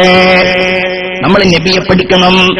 നമ്മുടെ ക്ഷമ, സഹനം, അതിങ്ങനെ ബുദ്ധിമുട്ടുണ്ടാകുമ്പോ മാത്രമല്ല, ഹറാമ് ചെയ്യാതിരിക്കാൻ, നല്ല കാര്യങ്ങൾ ചെയ്യാൻ, എല്ലാത്തിനും അല്ലാഹുവിന്റെ ഹബീബ് മുഹമ്മദ് മുസ്തഫ സല്ലല്ലാഹു അലൈഹി വസല്ലമ തങ്ങൾ നമുക്ക് മാതൃകയാകണം. ഒരു സ്വലാത്ത് എല്ലാവരും എഴുന്നേറ്റുന്ന ചൊല്ലിയാൽ അതൊന്നുകൂടെ ഭംഗിയാകും. على طه رسول الله صلاة الله سلام الله على ياسين حبيب الله. ചെറിയ കുട്ടികളാണെങ്കിൽ ഒന്ന് ചാടാനൊക്കെ പറയായിരുന്നു. നമ്മളൊക്കെ വലിയ മനുഷ്യന്മാരാണല്ലോ. അതിൽ ആ തണുപ്പൊക്കെ ഒന്ന് പോകാൻ വേണമെങ്കിൽ കൈയൊക്കെ ഒന്ന് കുടഞ്ഞ് ഒന്ന് ഉഷാറായിക്കോളൂ. നിങ്ങള് അടുത്ത ആൾ ഇടിക്കൊന്നും ചെയ്യരുത് കേട്ടോ. ഒന്ന് ഉഷാറായിട്ട് ആ ഉറക്കും അശ്രദ്ധയും പോയവര് മാത്രം ഇരുന്ന് അല്ലാഹു തആല ഈമാനും ഇഖ്ലാസും വർദ്ധിപ്പിച്ചു തരുമാറാകട്ടെ. ഇത് ഭയങ്കര അത്ഭുതമാണല്ലോ. എല്ലാവരുടെയും ഉറക്കൊറ്റടിക്കന്നെ പോയോ? അല്ലാഹു തആല ഈമാൻ നൽകുമാറാകട്ടെ. യാ അല്ലാഹ്. നിങ്ങളെ ഇവിടെ ഓരോരുത്തർക്ക് 10, 15, 3 മിനിറ്റുകളൊക്കെ ഇങ്ങനെ കൊടുത്തിട്ടുണ്ട്. എനിക്കിവിടെ ടൈം എഴുതിയിട്ടില്ലെങ്കിലും 2 മണിക്കൂർ എന്നോട് പറഞ്ഞത്. എത്ര മണിക്കൂർ കഴിഞ്ഞു പറയുമ്പോ? എത്ര മണിക്കൂർ കഴിഞ്ഞു? 1 മണിക്കൂറല്ല. ആഹാ, ഇന്നടങ്ങറാക്കാനാണ്. എത്രയായി? 1.5 മണിക്കൂർ കഴിഞ്ഞ്. 1.5 മണിക്കൂറായി. ഇൻഷാ അല്ലാഹ് ഒരു 1/2 മണിക്കൂറും കൂടെ ഉണ്ട് നമുക്കതിൽ ഹബീബായ മുഹമ്മദ് മുസ്തഫ സല്ലല്ലാഹു അലൈഹി വസല്ലം തങ്ങളുടെ കുറച്ച് മദ്ഹുകളും കൂടെ പറഞ്ഞ് നമുക്ക് നിർത്താം. മുഅ്മിനീങ്ങളെ, ഈ നബിയുമായി നമുക്കുള്ള ബന്ധം എന്ന് പറയുന്നത് എങ്ങനെയാണ്? അതും കൂടെ പറഞ്ഞു നിർത്താം. എങ്ങനെയാണ് ഈ നബിയുമായി നമുക്കുള്ള ബന്ധം എന്ന് പറയുന്നത്? എന്താണ് ആ സ്നേഹത്തിന്റെ തലം? എങ്ങനെയാണ് ആ സ്നേഹം എങ്ങനെയാണ്? അതും കൂടെ പറഞ്ഞ് ഇൻഷാ അല്ലാഹ് നമുക്ക് നിർത്താം. അതും കൂടെ മനസ്സിലാക്കണമല്ലോ. ഒരാള് അയാളുടെ ജീവിതത്തിൽ ഏറ്റവും കൂടുതൽ സ്നേഹിക്കുന്നത്, ഇഷ്ടപ്പെടുന്നത് അവനവനെയാണെന്നാണ്. ഞാൻ ഇന്നെ ഇഷ്ടപ്പെടുക അല്ലേ? ഓരോരുത്തരും അവനവനെയാണ്, അവനവന്റെ കാര്യമാണ്, സ്വന്തം കാര്യമാണ്. ഒരാൾ ഏറ്റവും കൂടുതൽ പറയുന്നത് അവനവനെ കുറിച്ചാണ്. പ്രസംഗിക്കുന്ന ആളാണെങ്കിലും പറയുന്നത് ഒരു പക്ഷേ അയാൾ മൊത്തം പറഞ്ഞത് പരിശോധിച്ച് നോക്കിയാൽ അവനവനെ കുറിച്ച്. എന്നാൽ അല്ലാഹ് പഠിപ്പിക്കുന്നത്, നിങ്ങൾ രണ്ട് മഹാശക്തികളെ നിങ്ങളെക്കാൾ പറയണം, നിങ്ങളെക്കാൾ ഇഷ്ടപ്പെടണം, നിങ്ങളെക്കാൾ താല്പര്യം കാണിക്കണം. അതിൽ നിന്ന് ഒന്ന് അല്ലാഹ്. അതാണ് ഈ നിസ്കാരത്തിനൊക്കെ ഉള്ള വിളിക്കുത്തരം നൽകുക എന്ന് പറഞ്ഞത്. അതാണ്. ഉറങ്ങാൻ നല്ല ആഗ്രഹമുണ്ട്, നല്ല ഉറക്കുണ്ട്, നല്ല തണുപ്പുണ്ട്. പക്ഷേ അല്ലാഹുവേ നിന്റെ ഇഷ്ടം, ആ ഇഷ്ടത്തിന്റെ ശക്തിയാണെന്ത്? യുദ്ധത്തിന് പോകേണ്ടി വരുമ്പോൾ അല്ലേ, അല്ലാഹുവേ ഞങ്ങൾക്ക് എന്റെ ശരീരം പോയാലും വേണ്ടില്ല ഷഹീദാവാൻ ഒരുങ്ങിപ്പോവാ. ചരിത്രങ്ങൾ ഒരുപാടുണ്ട്, ഞാൻ കടക്കുന്നില്ല. അല്ലാഹുവിന് സ്വന്തത്തെക്കാൾ എന്റെ ശരീരം പോയാലും വേണ്ടില്ല, ഞാൻ അല്ലാഹുവേ നിനക്ക്. രണ്ടാമതായിട്ടുള്ളത് സ്വന്തത്തെക്കാൾ ഗൗരവത്തോടെ നമ്മൾ ചിന്തിക്കേണ്ടതാണ്. അവിടെയാണ് ഈ സുന്നത്ത് പകർത്തുക എന്നൊക്കെ പറഞ്ഞാൽ അതിന്റെ പ്രസക്തി അല്ലേ. സ്വന്തത്തെക്കാൾ താടി വെക്കാൻ ആഗ്രഹമില്ല, പക്ഷേ വെക്കുന്നു. എന്തേ? റസൂലുള്ളാഹിന്റെ സുന്നത്താണ്. തലമറക്കുന്നു, എന്തേ? റസൂലുള്ളാഹിന്റെ സുന്നത്താണ്. സദഖ ചെയ്യുന്നു. ഇങ്ങനെ ഓരോന്നും അല്ലാഹുവിന്റെ ഹബീബ് മുഹമ്മദ് മുസ്തഫ സല്ലല്ലാഹു അലൈഹി വസല്ലം തങ്ങളുടെ സുന്നത്താണ്. സ്വന്തത്തെക്കാൾ അന്നബിയു ഔലാ ബിൽ മുഅ്മിനീന മിൻ അൻഫുസിഹിം. അന്നബിയു ഹബീബായ മുഹമ്മദ് മുസ്തഫ, ഉറക്കെ മുഹമ്മദ് മുസ്തഫ, ഔലാ ബിൽ മുഅ്മിനീൻ, സത്യവിശ്വാസികളുമായി ഏറ്റവും ബന്ധപ്പെട്ടയാളാണ്. മിൻ അൻഫുസിഹിം, അവരുടെ സ്വന്തത്തെക്കാൾ. അങ്ങനെയാണ് സ്വന്തത്തെക്കാൾ മുഅ്മിനീങ്ങളുമായി ബന്ധപ്പെട്ടയാളാണ്. ഉമറുൽ ഫാറൂഖ് റളിയല്ലാഹു അൻഹു റസൂലുള്ളാഹിയോട് കൂടെ ഇങ്ങനെ ഇരിക്കുകയാണ്. ആ ഹദീസ് ഉദ്ധരിക്കുന്നത് ഇങ്ങനെയാണ്, വഹുവ ആഖിദുൻ ബിയദി ഉമറ. ഉമർ റളിയല്ലാഹുവിന്റെ കൈ പിടിച്ചിരിക്കുകയാണ്. നമ്മൾ ചിന്തിക്കണം, റസൂലുള്ളാഹിന്റെ ഓരോന്ന് രേഖപ്പെടുത്തിയില്ലേ? നമ്മൾ ഗാന്ധിജിയെ കുറിച്ച് പറയുന്നത് പോലെയല്ല, നരേന്ദ്രമോദിയെ കുറിച്ച് പറയുന്നത് പോലെയല്ല, നബിയെ കുറിച്ച് പറയുന്ന സംഗതി ഉണ്ടല്ലോ. 5 ലക്ഷത്തോളം വരുന്ന റിപ്പോർട്ടർമാരാണ് റസൂലുള്ളാഹിനെ കുറിച്ചുള്ള കാര്യങ്ങൾ നമ്മിലേക്ക് എത്തിച്ചത്. 5 ലക്ഷത്തോളം ആളുകൾ. ഉസ്താദുമാരുടെയൊക്കെ വീടുകളിൽ പോയാൽ ഗ്രന്ഥശേഖരങ്ങൾ കാണും. നമ്മൾ വിചാരിക്കും ഷെൽഫിൽ നല്ല ചൊറുക്കുണ്ടാകാൻ വേണ്ടി വെച്ചതാണ്. അവര് പഠിക്കുന്നവരാണ്. ചോദിച്ചു നോക്കുക, ഇതേതാ? അത് ഫിഖ്ഹാണ്, ഇതേതാ? തഫ്സീറാണ്, ഇതേതാണ്? താരീഖിന്റെ ചരിത്ര ഗ്രന്ഥങ്ങളാണ്, സീറകൾ, വ്യക്തികളുടെ ചരിത്രങ്ങൾ. അവർ പറഞ്ഞു തരും വ്യക്തികളുടെ, സ്വഹാബികളുടെ ചരിത്രങ്ങൾ. എന്തേ ചരിത്രങ്ങൾ രേഖപ്പെടുത്തി? റസൂലുള്ളാഹി സ്വല്ലല്ലാഹു അലൈഹി വസല്ലം ഒരു കാര്യം പറഞ്ഞുവെന്ന് ആ സ്വഹാബി അല്ലെങ്കിൽ ആ മനുഷ്യൻ പറഞ്ഞിട്ടുണ്ടെങ്കിൽ അയാൾ പറയാണ്, നബി ഇങ്ങനെ പറഞ്ഞു എന്ന് ഇന്ന ആളിനോട് പറഞ്ഞു എന്ന് പറഞ്ഞ് അത് വേറൊരാൾക്ക് പറഞ്ഞു കൊടുത്താൽ ഇവരുടെ ഒക്കെ ചരിത്രം എന്താ? ഇയാൾ കളവ് പറഞ്ഞിട്ടുണ്ടോ? ഇയാൾ ആരിൽ നിന്നാ പഠിച്ചത്? ഇങ്ങനെയൊക്കെ. ഇതൊക്കെ ആർക്കുള്ളത്? ഇമാം ബുഖാരി റളിയല്ലാഹു അൻഹു ഒരു ഹദീസ് ശേഖരിക്കാൻ വേണ്ടി പോകുമ്പോൾ ബഹുമാനപ്പെട്ടവർ വളരെ സൂക്ഷിക്കുമായിരുന്നു. ഒരിക്കൽ ചെന്നപ്പോ ഒരാളെ ആ ഒട്ടകത്തിന്റെ ആലയിലേക്ക് കൊണ്ടുവരികയാണ്. കുറച്ച് പുല്ലുകൾ കാണിച്ചിട്ട്, പുല്ലുകൾ കാണിച്ചു കൊണ്ടുവരാൻ. അദ്ദേഹം ഹദീസ് കേൾക്കണമെന്നില്ല, കാരണം ഒട്ടകത്തെ പറ്റിക്കുകയാണല്ലോ. വലതുഭാഗത്തേക്ക് തുപ്പിയ ആളിൽ നിന്ന് ഹദീസ് സ്വീകരിച്ചില്ല. എന്ത് സൂക്ഷ്മത! എന്തേ? നബി എങ്ങനെയാ പിടിച്ചത്? നബി എങ്ങനെയാ ചിരിച്ചത്? അപ്പൊ പല്ല് കണ്ടോ? റസൂൽ എങ്ങനെയാ വെള്ളം കുടിച്ചത്, നബി എങ്ങനെയാണ് ഇരുന്നത്, നിന്നത്, ചെരുപ്പിട്ടൊക്കെ കിട്ടണം. അതിൽ സംശയം ഉണ്ടാവാൻ പാടില്ല. ഇമാം ബുഖാരിയുടെ യാത്രകളെ സംബന്ധിച്ച് ഗ്രന്ഥങ്ങളുണ്ട്. ഇമാം ബുഖാരി റളിയല്ലാഹു അൻഹു ഒരിക്കൽ ഒരു കപ്പലിൽ യാത്ര ചെയ്യുകയാണ്. അദ്ദേഹം യാത്ര ചെയ്യുമ്പോ തന്റെ അടുക്കൽ അദ്ദേഹത്തിന്റെ കുറച്ച് പണവും ഉണ്ടായിരുന്നു.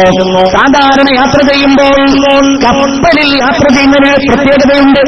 നമ്മുടെ നാട്ടിലൊക്കെ പോയി ബസ്സിലൊക്കെ യാത്ര ചെയ്യുകയാണെങ്കിൽ അടുത്തുള്ള ആളോട് നിങ്ങൾ എവിടെ ഇറങ്ങുന്നു ചോദിക്കാൻ നിൽക്കൂല എന്ന് മാത്രമല്ല, അടുത്തൊരാൾ ഇരിക്കുന്നത് തന്നെ നമുക്ക് ദേഷ്യമായിരിക്കും. ഞാൻ നാളെ ബസ്സിൽ കയറിയിട്ട് ഒരു സീറ്റ് കിട്ടിയിട്ട് ഞാനിങ്ങനെ ഷർട്ടൊക്കെ പൊക്കി ഞാനിങ്ങനെ ഇരിക്കാൻ വേണ്ടി ഇങ്ങനെ റെഡി ആയിട്ട് നിൽക്കുമ്പോണ്ട് ഒരാളൊരു കൊട കൊണ്ടൊരു ദൂരം നിന്നൊരു അത് മൂപ്പര് സീറ്റായി. ഞാൻ ഇരിക്കുന്നതിന് മുമ്പ് അത് മൂപ്പര് ബുക്ക് ചെയ്തിട്ട്. ഇങ്ങനെയാണ് നമ്മളൊക്കെ ബസ്സിൽ നാട്ടിലൊക്കെ പോയാൽ അറിയാലോ. അപ്പൊ അങ്ങനെയുള്ള നമ്മൾ ബസ്സിൽ ഇരിക്കുന്ന ആളെ ഓട്ടോയിൽ ഇരിക്കുന്ന ആളെ ഒന്നും നമ്മൾ നോക്കൂല. പക്ഷെ ഈ ഉംറക്കൊക്കെ പോയാണ്ടാവൂലേ, പിന്നെ എല്ലാം പറയും. ഒരു ഉംറയൊക്കെ കഴിഞ്ഞ് ഒരു നിസ്കാരമൊക്കെ കഴിഞ്ഞിട്ടുണ്ടെങ്കിൽ പിന്നെ മക്കളെക്കുറിച്ച് മരുമക്കളെക്കുറിച്ച് പറയാത്തൊന്നും ഉണ്ടാവില്ല. പ്രത്യേകിച്ച് സ്ത്രീകൾ. ബുഖാരി ഇമാം കപ്പലിൽ യാത്ര ചെയ്യുമ്പോൾ എല്ലാ കാര്യം പറഞ്ഞു എന്റെ അടുത്ത് കുറച്ച് പൈസയൊക്കെ ഉണ്ട്, അത് ഇത്ര ഉണ്ട് എന്നൊക്കെ പറഞ്ഞു. അങ്ങനെ കപ്പൽ യാത്ര തുടരുമ്പോൾ പിറ്റേ ദിവസം അതാ ഈ പറയപ്പെട്ടയാൾ കപ്പലിൽ നിന്ന് ഉറക്ക വർത്തമാനം പറയുകയാണ്. എന്താണ് അയാളുടെ പ്രശ്നത്തിന്റെ പൈസ കാണുന്നില്ലേ? അവര് വേഗം ബാഗ്, പെട്ടി, തലയിണ എല്ലാം നോക്കി പൈസ എവിടെയില്ല. ചോദിച്ചു, നിങ്ങൾക്ക് ആരെങ്കിലും സംശയമുണ്ടോ? ആ സംശയമുണ്ട്. ആരെയാ? അയാളെയാണ് സംശയം. ഒരാളെ ഇമാം ബുഖാരിയെ ചൂണ്ടിക്കാണിച്ചു പറഞ്ഞു. നമ്മളുണ്ടല്ലോ അങ്ങാടി പോയിട്ട്, നാട്ടിലൊക്കെ അങ്ങാടി പോയപ്പോ ഒരാളെല്ലാരും കൂടി പെരുമാറുന്നുണ്ട്. എന്താ കാര്യമൊന്നും അറിയില്ല. 4 കൊടുത്തിട്ട് എന്തിനാണ് ഇയാളെ തല്ലുന്നത്? അയ്യോ അതിനായിരുന്നു 4 കൂടി കൊടുക്കാന്ന് പറഞ്ഞിട്ട് എന്നതുപോലെ എല്ലാരും കൂടി ചാടി വീണിട്ട് എല്ലാവരും എവിടെയാണ് എങ്ങനെയാണെന്ന് ചോദിച്ചിട്ട് ചെക്ക് ചെയ്തപ്പോ ഒന്നും കിട്ടുന്നില്ല. ചരിത്രകാരന്മാർ രേഖപ്പെടുത്തുന്നുണ്ട്.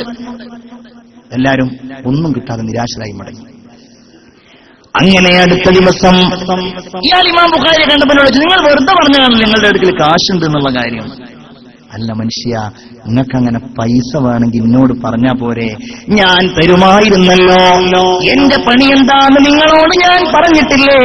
ഞാൻ അള്ളാന്റെ റസൂലിനെ കുറിച്ച് ചരിത്രം പഠിക്കുന്നയാളാ, അവിടുത്തെ ഹദീസ് ശേഖരിക്കുന്നയാളാണ്. നിങ്ങൾ എന്നെ കള്ളനാണെന്ന് ആരോപിച്ചപ്പോൾ, നിങ്ങളത് പറഞ്ഞപ്പോൾ തന്നെ എനിക്ക് മനസ്സിലായി നിങ്ങളുടെ ലക്ഷ്യം ഞാനാണ് എന്ന്. നിങ്ങൾക്ക് എന്നെ കുറിച്ച് അങ്ങനെ പറഞ്ഞാൽ അതുകൊണ്ട് എനിക്ക് കുഴപ്പമില്ല. പക്ഷേ നാളെ ഈ ഹദീസുകൾ മനുഷ്യർ വായിക്കുമ്പോൾ, അടുത്ത തലമുറ വായിക്കുമ്പോൾ അവർ ഇത് രേഖപ്പെടുത്തിയ ഇമാം ബുഖാരി എപ്പോഴെങ്കിലും ഒരു മോഷണത്തിന്റെ പേരിലോ ഒരു കള്ളത്തിന്റെ പേരിലോ സംശയിക്കപ്പെട്ടിട്ടുണ്ട് എന്ന് പറഞ്ഞാൽ അതുകൊണ്ടുണ്ടാകുന്ന കുഴപ്പം എനിക്കല്ല, അതെന്റെ ഹബീബിനാ. അതുകൊണ്ട് നിങ്ങളത് പറഞ്ഞ ഉടനെ ഞാൻ ആ സമ്പാദ്യം മുഴുവൻ കടലിലേക്ക് വലിച്ചെറിഞ്ഞു എന്ന് ഇമാം അബൂ അബ്ദുല്ലാഹി മുഹമ്മദ് ബിൻ ഇസ്മാഈൽ ബുഖാരി റളിയല്ലാഹു അൻഹു.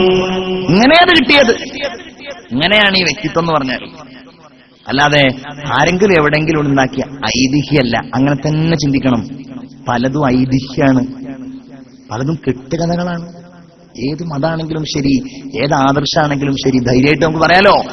പലതും ഐതിഹ്യങ്ങളും കെട്ടുകഥകളും ആരൊക്കെയോ സ്വയം പടച്ചുണ്ടാക്കിയ കഥകളുമാണ്. അതങ്ങനെയല്ല. ഉമറുൽ ഫാറൂഖ് റളിയല്ലാഹു അൻഹുവിന്റെ കൈ പിടിച്ചിരിക്കുകയാണ്. അതിലൊക്കെ ആ വ്യക്തിത്വത്തെ ഒരുപാട് പഠിക്കാനുണ്ട് നമുക്ക്, അല്ലേ? നബി ഒരിക്കലും വലിയവരുടെ താല്പര്യം സംരക്ഷിക്കുന്ന ആളായിരുന്നില്ല, അല്ലേ? റസൂലുള്ളാഹിയുടെ മുഖം, എന്താ മുഖത്തിന്റെ പ്രത്യേകത? നമ്മളൊക്കെ മുഖം ഭംഗിയാക്കുന്നവരാണ്, അല്ലേ? മുഖാണല്ലോ ഒന്നും ഒരു മനുഷ്യനെ പറ്റി പറയുന്നത് മൊത്തം മുഖാണെന്നുള്ളതാണ്. ആ മുഖത്തിന് വേണ്ടിയുള്ള പുസ്തകത്തിൽ ഇപ്പോൾ തന്നെ നമ്മൾ പലരും ഇങ്ങനെ അഭിരമിച്ചിരിക്കുന്നുണ്ടാവും. മുഖപുസ്തകം, അതിലിങ്ങനെ മുഖം പരമാവധി പെയിന്റൊക്കെ അടിച്ച് ഉഷാറാക്കി വെക്കുക എന്നുള്ളതാണ് നമ്മളുടെ ഏറ്റവും വലിയ അജണ്ട. എന്നാൽ ആ മുഖം എങ്ങനെയാവണം, അതിനാണ് നബിയെ കാണേണ്ടത്. وَأَجْمَلَ مِنْكَ لَمْ تَرَ قَطُّ عَيْنِي وَأَحْسَنَ مِنْكَ لَمْ تَلِدِ النِّسَاءُ.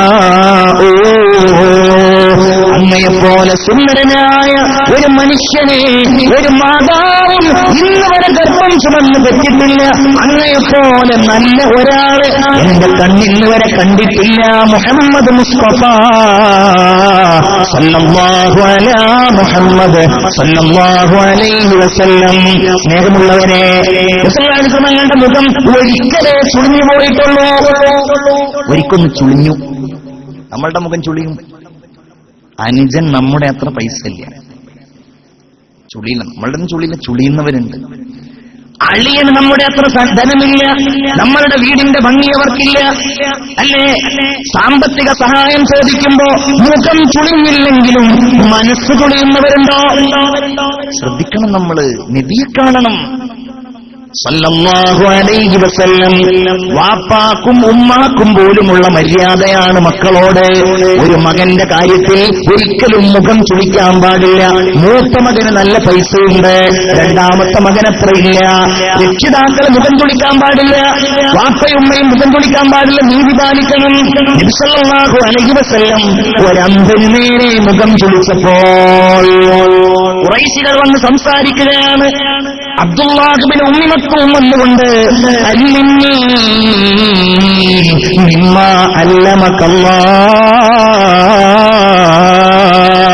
അല്ലാഹു താങ്കൾക്ക് പഠിപ്പിച്ചു തന്ന ആ നന്മകൾ എനിക്ക് പഠിപ്പിച്ചു തരണേ നബിയേ എന്ന് പറയുമ്പോൾ റസൂലുള്ളാഹിയുടെ മുഖം ചുളിഞ്ഞുപോയി. കാരണം ഖുറൈശികളോടാണ് സംസാരിക്കുന്നത്. വീണ്ടും അത് പറഞ്ഞു, മുഖം ചുളിഞ്ഞുപോയി. മൂന്നാമത് പറയുമ്പോ മുഖം ചുളിച്ച റസൂലുള്ളാഹിനെ അല്ലാഹു തആല ഖുർആനിലൂടെ താക്കീത് ചെയ്തില്ലേ? അബസ വതവല്ല അൻ ജാഅഹുൽ അഅ്മാ. അല്ലേ? കുരുടൻ വന്നപ്പോൾ, കണ്ണുപൊട്ടൻ വന്നപ്പോൾ നബിയെ നിങ്ങൾ മുഖം ചുളിച്ചു കളഞ്ഞുവല്ലേ? റസൂലുള്ളാഹിന്റെ അടുക്കലിരിക്കുകയാണ് ബിലാലും സുഹൈബും അമ്മാറും റളിയല്ലാഹു. അവർക്ക് വസ്ത്രം ശരിക്കില്ല, വാസനിക്കുന്നുണ്ട്. പാവങ്ങളാണ്, അടിമകളാണ്, തൊഴിലാളികളാണ്. ഖുറൈശികൾ വന്ന് പറഞ്ഞു, മുഹമ്മദ് ഈ പാവങ്ങളെ ഒന്നും ഞങ്ങളുടെ അടുത്ത് ഇരിക്കാൻ പറ്റൂല, അവരങ്ങോട്ട് മാറ്റ്, എന്നാൽ ഞങ്ങൾ താങ്കളുടെ കൂടെ ഇരിക്കാം. നബിക്കും തോന്നി അവിടെ ഇരുന്നാൽ നന്നാവുമല്ലോ. സ്വഹാബികളോട് പറഞ്ഞില്ല, അവരെ ഒന്ന് നോക്കി. നബി അവരൊന്നും എല്ലാം നോക്കി. അവരെഴുന്നേറ്റു ഒരു മൂലയിൽ പോയിരുന്നു. അവരിരുന്ന് അവിടെ വെച്ച് പരസ്പരം സംസാരിക്കുമ്പോഴാണ് അല്ലാഹുവിന്റെ റസൂലേ വലാ തത്റുദില്ലദീന അല്ലാഹുവിനെ ആരാധിക്കുന്ന, രാവിലും പകലും അല്ലാഹുവിനെ ഇബാദത്ത് ചെയ്യുന്ന ഈ നല്ല മനുഷ്യന്മാരെ ഒരിക്കലും നിങ്ങൾ ആക്കരുത് നബിയേ, നിങ്ങളാ ചെയ്തത് ശരിയായില്ല എന്ന് പരിശുദ്ധ ഖുർആനിലൂടെ അല്ലാഹു പറഞ്ഞപ്പോ ഓടിച്ചെന്നവരെ സ്നേഹത്തോടെ തന്റെ മാറോട് ചേർത്ത് പിടിച്ചു. മുഹമ്മദ് മുസ്തഫ ഇല്ല, നിങ്ങളെ ഞാൻ കൈവിടില്ല എന്ന് പറഞ്ഞു. അല്ലേ? അങ്ങനെയാണ് ആ സ്നേഹം ഉണ്ടാക്കിയത്. റസൂലുള്ള ഉമറുൽ ഫാറൂഖിന്റെ കൈ പിടിച്ചിരിക്കുകയാണ്. ഉമർ റളിയല്ലാഹു അൻഹു ആ സ്നേഹാധിക്യത്താൽ പറഞ്ഞുപോയി, യാ റസൂലല്ലാഹ് ലഅൻത അഹബ്ബു ഇലയ്യ മിൻ കുല്ലി ശൈഇൻ ഇല്ലാ മിൻ നഫ്സി. എന്റെ കാര്യം കഴിഞ്ഞാൽ പിന്നെ എനിക്കിഷ്ടം അങ്ങനെയാണ്. പോരാ ഉമറേ, നിന്റെ സ്നേഹം പൂർണ്ണമല്ല. നിന്നെക്കാൾ നീ എന്നെ സ്നേഹിച്ചാലേ നിന്റെ സ്നേഹം പൂർണ്ണമാവുകയുള്ളൂ. നബിയേ, ഞാൻ എന്നെക്കാളും അങ്ങനെ സ്നേഹിക്കുന്നു. എന്നിട്ട് സ്നേഹിച്ചില്ലേ? സ്നേഹിച്ചല്ലോ, അല്ലേ? റസൂലുള്ളാഹിനെ ഇഷ്ടപ്പെട്ടല്ലോ. അല്ലാഹുവിന്റെ റസൂലേ, അങ്ങ് മരിച്ചിട്ടില്ല നബിയേ, അങ്ങ് ലോകത്തിൽ നിന്ന് വിട പറഞ്ഞിട്ടില്ല. ഭ്രാന്തനെ പോലെ ആ സ്നേഹാധിക്യത്താൽ അലറി വിളിച്ചു സയ്യിദുനാ ഉമർ ഇബ്നുൽ ഖത്താബ് റളിയല്ലാഹു തആല. നോക്കൂ നിങ്ങൾ, അതുകൊണ്ടാണ് ആയിഷ ബീവിയുടെ അടുക്കലേക്ക് മരിക്കാൻ കിടക്കുന്ന ഉമർ റളിയല്ലാഹു എന്ന് പറഞ്ഞേച്ചത്. ദുആ ചെയ്തിരുന്നു, അല്ലാഹുവേ റസൂലുള്ളാഹിന്റെ നാട്ടിൽ എനിക്ക് നീ രക്തസാക്ഷിത്വം തരണമേ. അല്ലാഹു സ്വീകരിച്ചു. ബഹുമാനപ്പെട്ട ആയിഷ ബീവിയുടെ അടുക്കലേക്ക് പറഞ്ഞയച്ചു ഇബ്നു ഉമറിനെ. ഇബ്നു ഉമറേ, നീ പോയിട്ട് ആയിഷ ബീവിയോട് പറയണം, ഉമർ താങ്കളോട് സലാം പറയുന്നുവെന്ന്. റസൂലുള്ളാഹിന്റെ തൊട്ടടുക്കലുള്ള ആ സ്ഥലം എനിക്ക് തരാൻ നിങ്ങളൊന്ന് പറയുമോ? ഇബ്നു ഉമർ ചെന്നു. ആയിഷ ബീവി പറഞ്ഞു, ആ സ്ഥലം ഞാൻ എനിക്ക് വേണ്ടി കരുതിയതായിരുന്നു. ഇതാ ഞാനത് ഉമറിന് ദാനമായി നൽകുകയാണ്. ഇന്ന് മദീനയിൽ ചെന്നാൽ റസൂലുള്ളാഹിനോട് സലാം പറഞ്ഞാൽ ജീവിതത്തിലും മരണത്തിലും ഒരുമിച്ച ആ 3 കൂട്ടുകാർ, തൊട്ടടുക്കൽ അബൂബക്കർ റളിയല്ലാഹു അൻഹു, തൊട്ടടുക്കൽ ഉമറുൽ ഫാറൂഖ് റളിയല്ലാഹു അൻഹു, ആ സ്നേഹത്തിന്റെ നിറവസന്തം പോലെ ഒരു നാടിന് നമുക്ക് കാണാൻ കഴിയുമെങ്കിൽ സ്നേഹിതന്മാരുടെ, പ്രണയിനികളുടെ, പ്രേമിക്കുന്നവരുടെ പ്രേമത്തിന്റെ ഏറ്റവും മനോഹരമായ ചഷകം മുത്തിക്കുടിക്കാൻ ആഗ്രഹിക്കുന്നവരുടെ ഇടമായിട്ട് മദീന തന്നെയാണുള്ളത്. ദൂരെ ഹംസേ ഷഹറെ മദീന ദിൽ സെ നഹീ ഹേ ദൂർ, ദിൽ സെ നഹീ ഹേ ദൂർ. ഒരു കാര്യം കൂടെ പറഞ്ഞ് ഞാൻ മദീനയെ കുറിച്ച് പറഞ്ഞു നിർത്തുകയാണ്. എന്തേ നമ്മൾ സ്വന്തം ശരീരത്തിന്റെ അവസ്ഥ? നമ്മളുടെ ശരീരം എന്ന് പറഞ്ഞാൽ ആരോഗ്യം കുറവാണെങ്കിലും അത്യാവശ്യം തടിമിടുക്കും ബാലൻസിംഗ് ഒക്കെ നടത്തുന്ന ആളുകളാണ് നമ്മളൊക്കെ, അല്ലേ? ജിംനേഷ്യത്തിലൊക്കെ പോയിട്ട് എത്ര കിലോ എടുക്കും? ഇപ്പോ 80 90 ഇങ്ങനെ എടുത്ത് പൊക്കിയിട്ട്, ചില ആളുകളുടെ അടുക്കലൂടെ നടക്കാൻ തന്നെ പേടിയാണ്. ഇങ്ങനെ മസിലൊക്കെ ഇങ്ങനെ ആയി. ഈ കൈ ഉണ്ടല്ലോ, അല്ലേ, മറ്റേ എന്താണ്, ചിക്കൻ, ഏതൊക്കെ രീതിയിലാണ് പടച്ചോനെ ഇവിടെ വന്നപ്പോ പടച്ച തമ്പുരാനെ കരിച്ചത്, പൊരിച്ചത്, ബോധം കെടുത്തിയത്, ഇനി പുതിയ എന്തെങ്കിലും ഉണ്ടെന്നുണ്ടെങ്കിൽ അതെല്ലാം കൂടെ കഴിച്ച് ആരോഗ്യ ദൃഢഗാത്രമായിരിക്കുന്ന നമ്മുടെ ഈ ശരീരം ഉണ്ടല്ലോ, ഇതിന്റെ അവസ്ഥ എന്താ? ഇത് നമുക്കെതിരായിട്ട് സംസാരിക്കുന്നല്ലേ? എത്ര ആയത്തുകളാ സാധാരണ ഒന്നും യാസിൽ തന്നെയുണ്ടല്ലോ. അൽയൗമ നഖ്തിമു അലാ അഫ്വാഹിഹിം വതുകല്ലിമുനാ ഐദീഹിം വതശ്ഹദു അർജുലുഹും ബിമാ കാനൂ യക്സിബൂൻ. അവരുടെ വായകൾക്ക് നാം സീല് വെക്കുന്നതാണ്, അവരുടെ കൈകൾക്ക് നാം സംസാരശേഷി നൽകുന്നതാണ്, അവരുടെ കാലുകൾ സാക്ഷി പറയുന്നതാണ്. അറിയല്ലോ, അങ്ങനെ പറഞ്ഞാൽ നമ്മൾ നമുക്കെതിരാവുമ്പോ എത്രയോ ആയത്തുകളുണ്ട്. വയൗമ യുഹ്ശറു അഅദാഉല്ലാഹി ഇലന്നാരി ഫഹും യൂസഊൻ ഹത്താ ഇദാ മാ ജാഊഹാ شهد عليهم سمعهم وأبصارهم وجلودهم شهد عليهم سمعهم وأبصارهم وجلودهم بما كانوا يعملون. അവരുടെ തൊലി പോലും സാക്ഷി പറയുന്നതാണ്. തൊലി പോലും. പടച്ചോനെ, അങ്ങനത്തെ ഒരു അവസ്ഥയിൽ അല്ലേ ഒരാള് നമ്മെ സഹായിക്കാൻ വരും. അതാരാ? ആ ആൾക്ക് വേണ്ടിയാണ് നമ്മൾ ഈ കൂടിയിട്ടുള്ളത്, നമ്മൾ ഈ സഹിച്ചത്, ഈ കേട്ടത്, ഈ പറഞ്ഞത്. യാ റസൂലല്ലാഹ്, ഞങ്ങളിതാ നബിയേ ഞങ്ങളുടെ സകലവും സമർപ്പിക്കുന്നു. എന്തിന്? അശ്ശഫാഅത ഹബ് ലനാ ഫിൽ ഖിയാമത്തി മുശ്ഫിഖാ വഹ്ലനാ ഇല്ലാ യാ സയ്യിദി ഖൈറൻ നബി അസ്സലാത്തു അലൻ നബി الشفيع الأبطحي والحبيب العربي.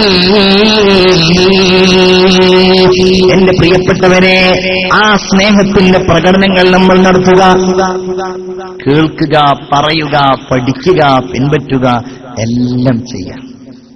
ഒന്നും കൂടെ നടത്തുക, പരമാവധി ജീവിതത്തിൽ അള്ളാഹുവിന്റെ റസൂലിനെ സന്ദർശിക്കുക. അള്ളാഹു തൗഫീഖ് നൽകട്ടെ. അതും കൂടെ പറഞ്ഞു നിർത്താം. മദീനയിൽ പോ. दूर है हमसे शहर मदीना, दिल से नहीं है दूर, दिल से नहीं है दूर. मेरे ख्यालों की दुनिया में रहती है मेरे हुजूर, रहती है मेरे हुजूर.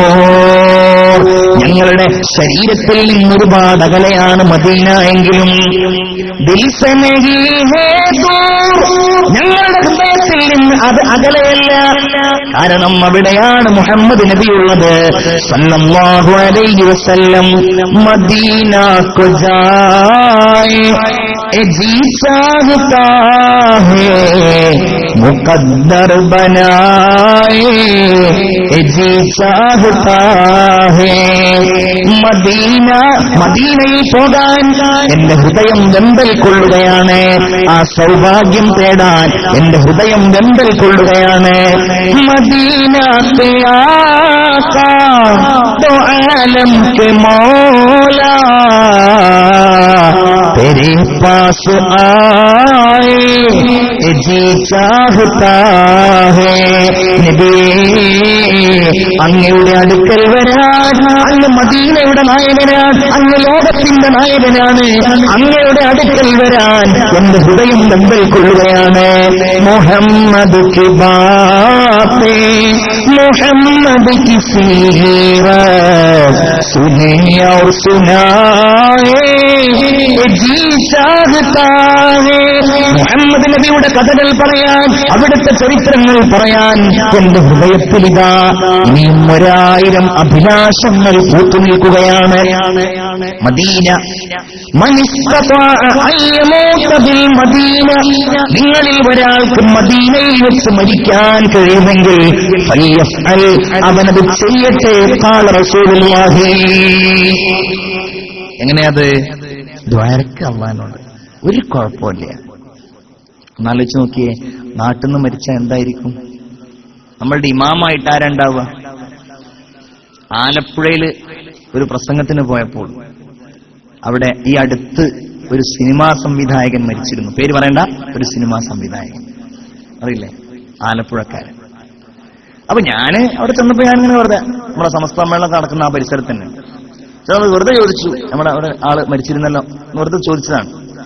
അപ്പൊ അവരെന്നോട് പറഞ്ഞു, ഞങ്ങൾ മയ്യത്ത് നിസ്കരിക്കാൻ പോയിരുന്നു, 2 തവണ മയ്യത്ത് നിസ്കരിച്ചു എന്ന് പറഞ്ഞു.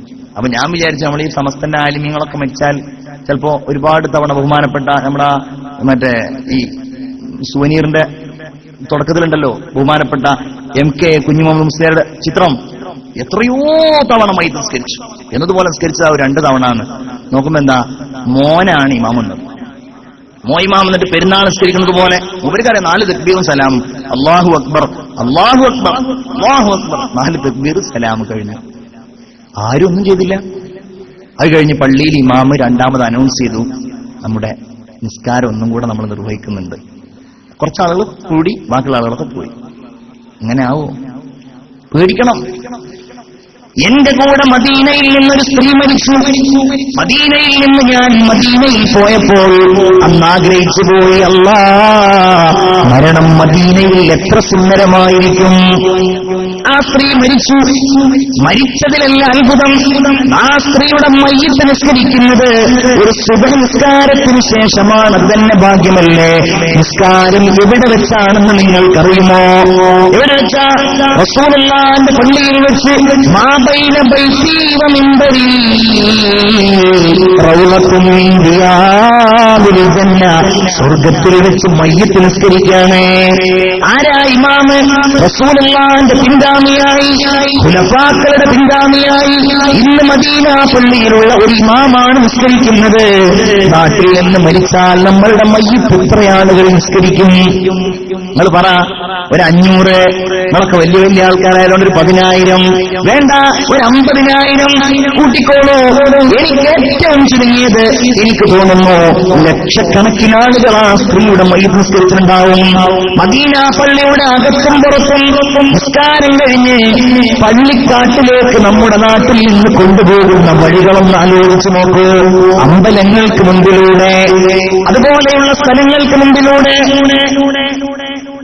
ഇൻഷാ അല്ലാഹ് സയ്യിദ് റഷീദ് അലി ശിഹാബ് തങ്ങൾ ബഹുമാനപ്പെട്ടവർ, അല്ലാഹു അക്ബർ അല്ലാഹു അക്ബർ ലാ ഇലാഹ ഇല്ലല്ലാഹു അല്ലാഹു അക്ബർ അല്ലാഹു അക്ബർ വലില്ലാഹിൽ ഹംദ്. ഇൻഷാ അല്ലാഹ് ഞാൻ അവസാനിപ്പിക്കുകയാണ്. തങ്ങളുടെ നേതൃത്വത്തിലുള്ള ദുആ ഉണ്ടാവും ഇൻഷാ അല്ലാഹ്. പ്രിയപ്പെട്ട സഹോദരന്മാരെ, അങ്ങനെ ആ സ്ത്രീയുടെ മയ്യിത്ത് നിസ്കരിച്ചു.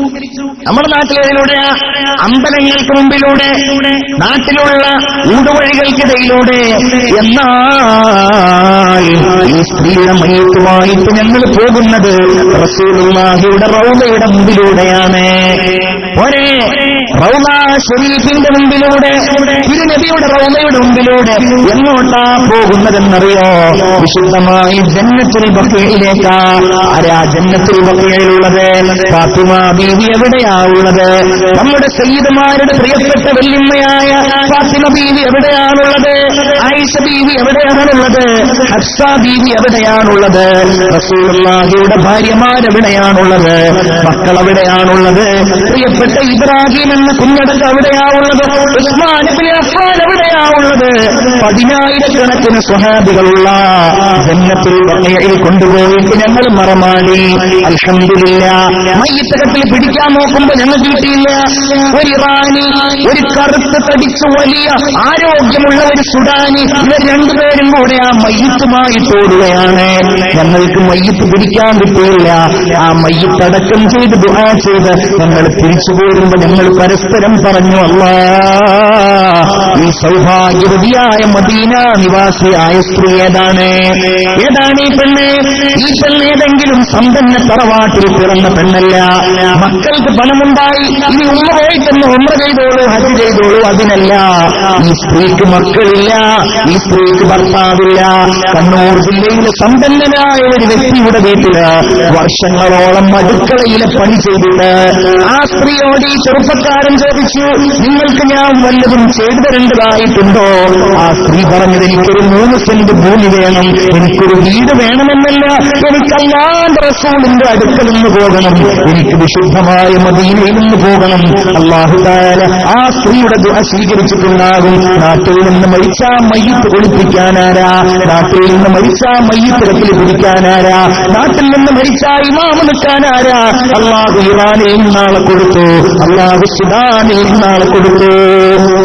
അതാണ് സ്നേഹത്തിന്റെ ശക്തി. മദീനയിൽ നിന്ന് നിങ്ങൾക്കൊരാൾക്ക് മരിക്കാൻ കഴിയുമെങ്കിൽ അവനത് ചെയ്യട്ടെ. ഫൽയമുത്തു ബിഹാ. എന്തുകൊണ്ടെന്നാൽ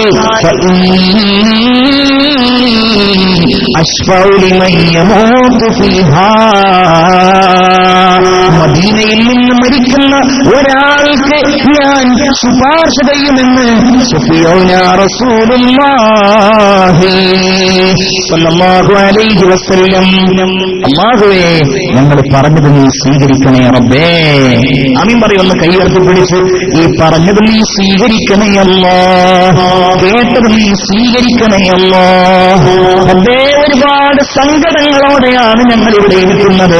ഞങ്ങൾ ചെയ്യാൻ പോകുന്ന സദഖയുടെ ബറക്കത്ത് കൊണ്ട് ആ സങ്കടങ്ങൾ നീ തീർത്തു തരണേ അല്ലാഹ്. റബ്ബേ, ഞങ്ങൾ ചെയ്യുന്ന സദഖയുടെ ബറക്കത്ത് കൊണ്ട് റബ്ബേ, ഞങ്ങളിൽപ്പെട്ട പലരും രോഗികളാണ്. ഞങ്ങളുടെ വാപ്പ രോഗിയാണ്, ഉമ്മ രോഗിയാണ്. അല്ലാഹുവേ, ആ സദഖയുടെ പുണ്യം കൊണ്ട് ആ രോഗം ശിഫയാക്കണേ അല്ലാഹ്. മുത്തുനബിയുടെ മദ്ഹ് പറഞ്ഞ മജ്ലിസാണ്. ഞങ്ങളെ കാത്തിരിക്കുന്ന ഞങ്ങളുടെ ഭാര്യമാർക്ക് നീ സന്തോഷം കൊടുക്കണേ അല്ലാഹ്, സമാധാനം കൊടുക്കണേ അല്ലാഹ്. മക്കളെ നീ സ്വാലിഹീങ്ങളാക്കണേ തമ്പുരാനെ. റബ്ബേ, ഈ മജ്ലിസിൽ വെച്ച് വലത് കൈ കൊടുക്കുന്നത് ഇടത് കൈ അറിയാതെ ഈ മജ്ലിസിൽ വെച്ച് കൊടുക്കാൻ ഈ സഹോദരന്മാര് തയ്യാറാകുന്നു. പടച്ചോനെ, നീ അത് സ്വീകരിക്കണേ അല്ലാഹ്, നീ അത് കബൂലാക്കണേ അല്ലാഹ്. റഹ്മാനേ, സദഖയുടെ വലിപ്പമല്ല, അതിന്റെ നിയ്യത്തുകൾ നീ സ്വീകരിക്കണേ അല്ലാഹ്, നീ കബൂലാക്കണേ തമ്പുരാനെ.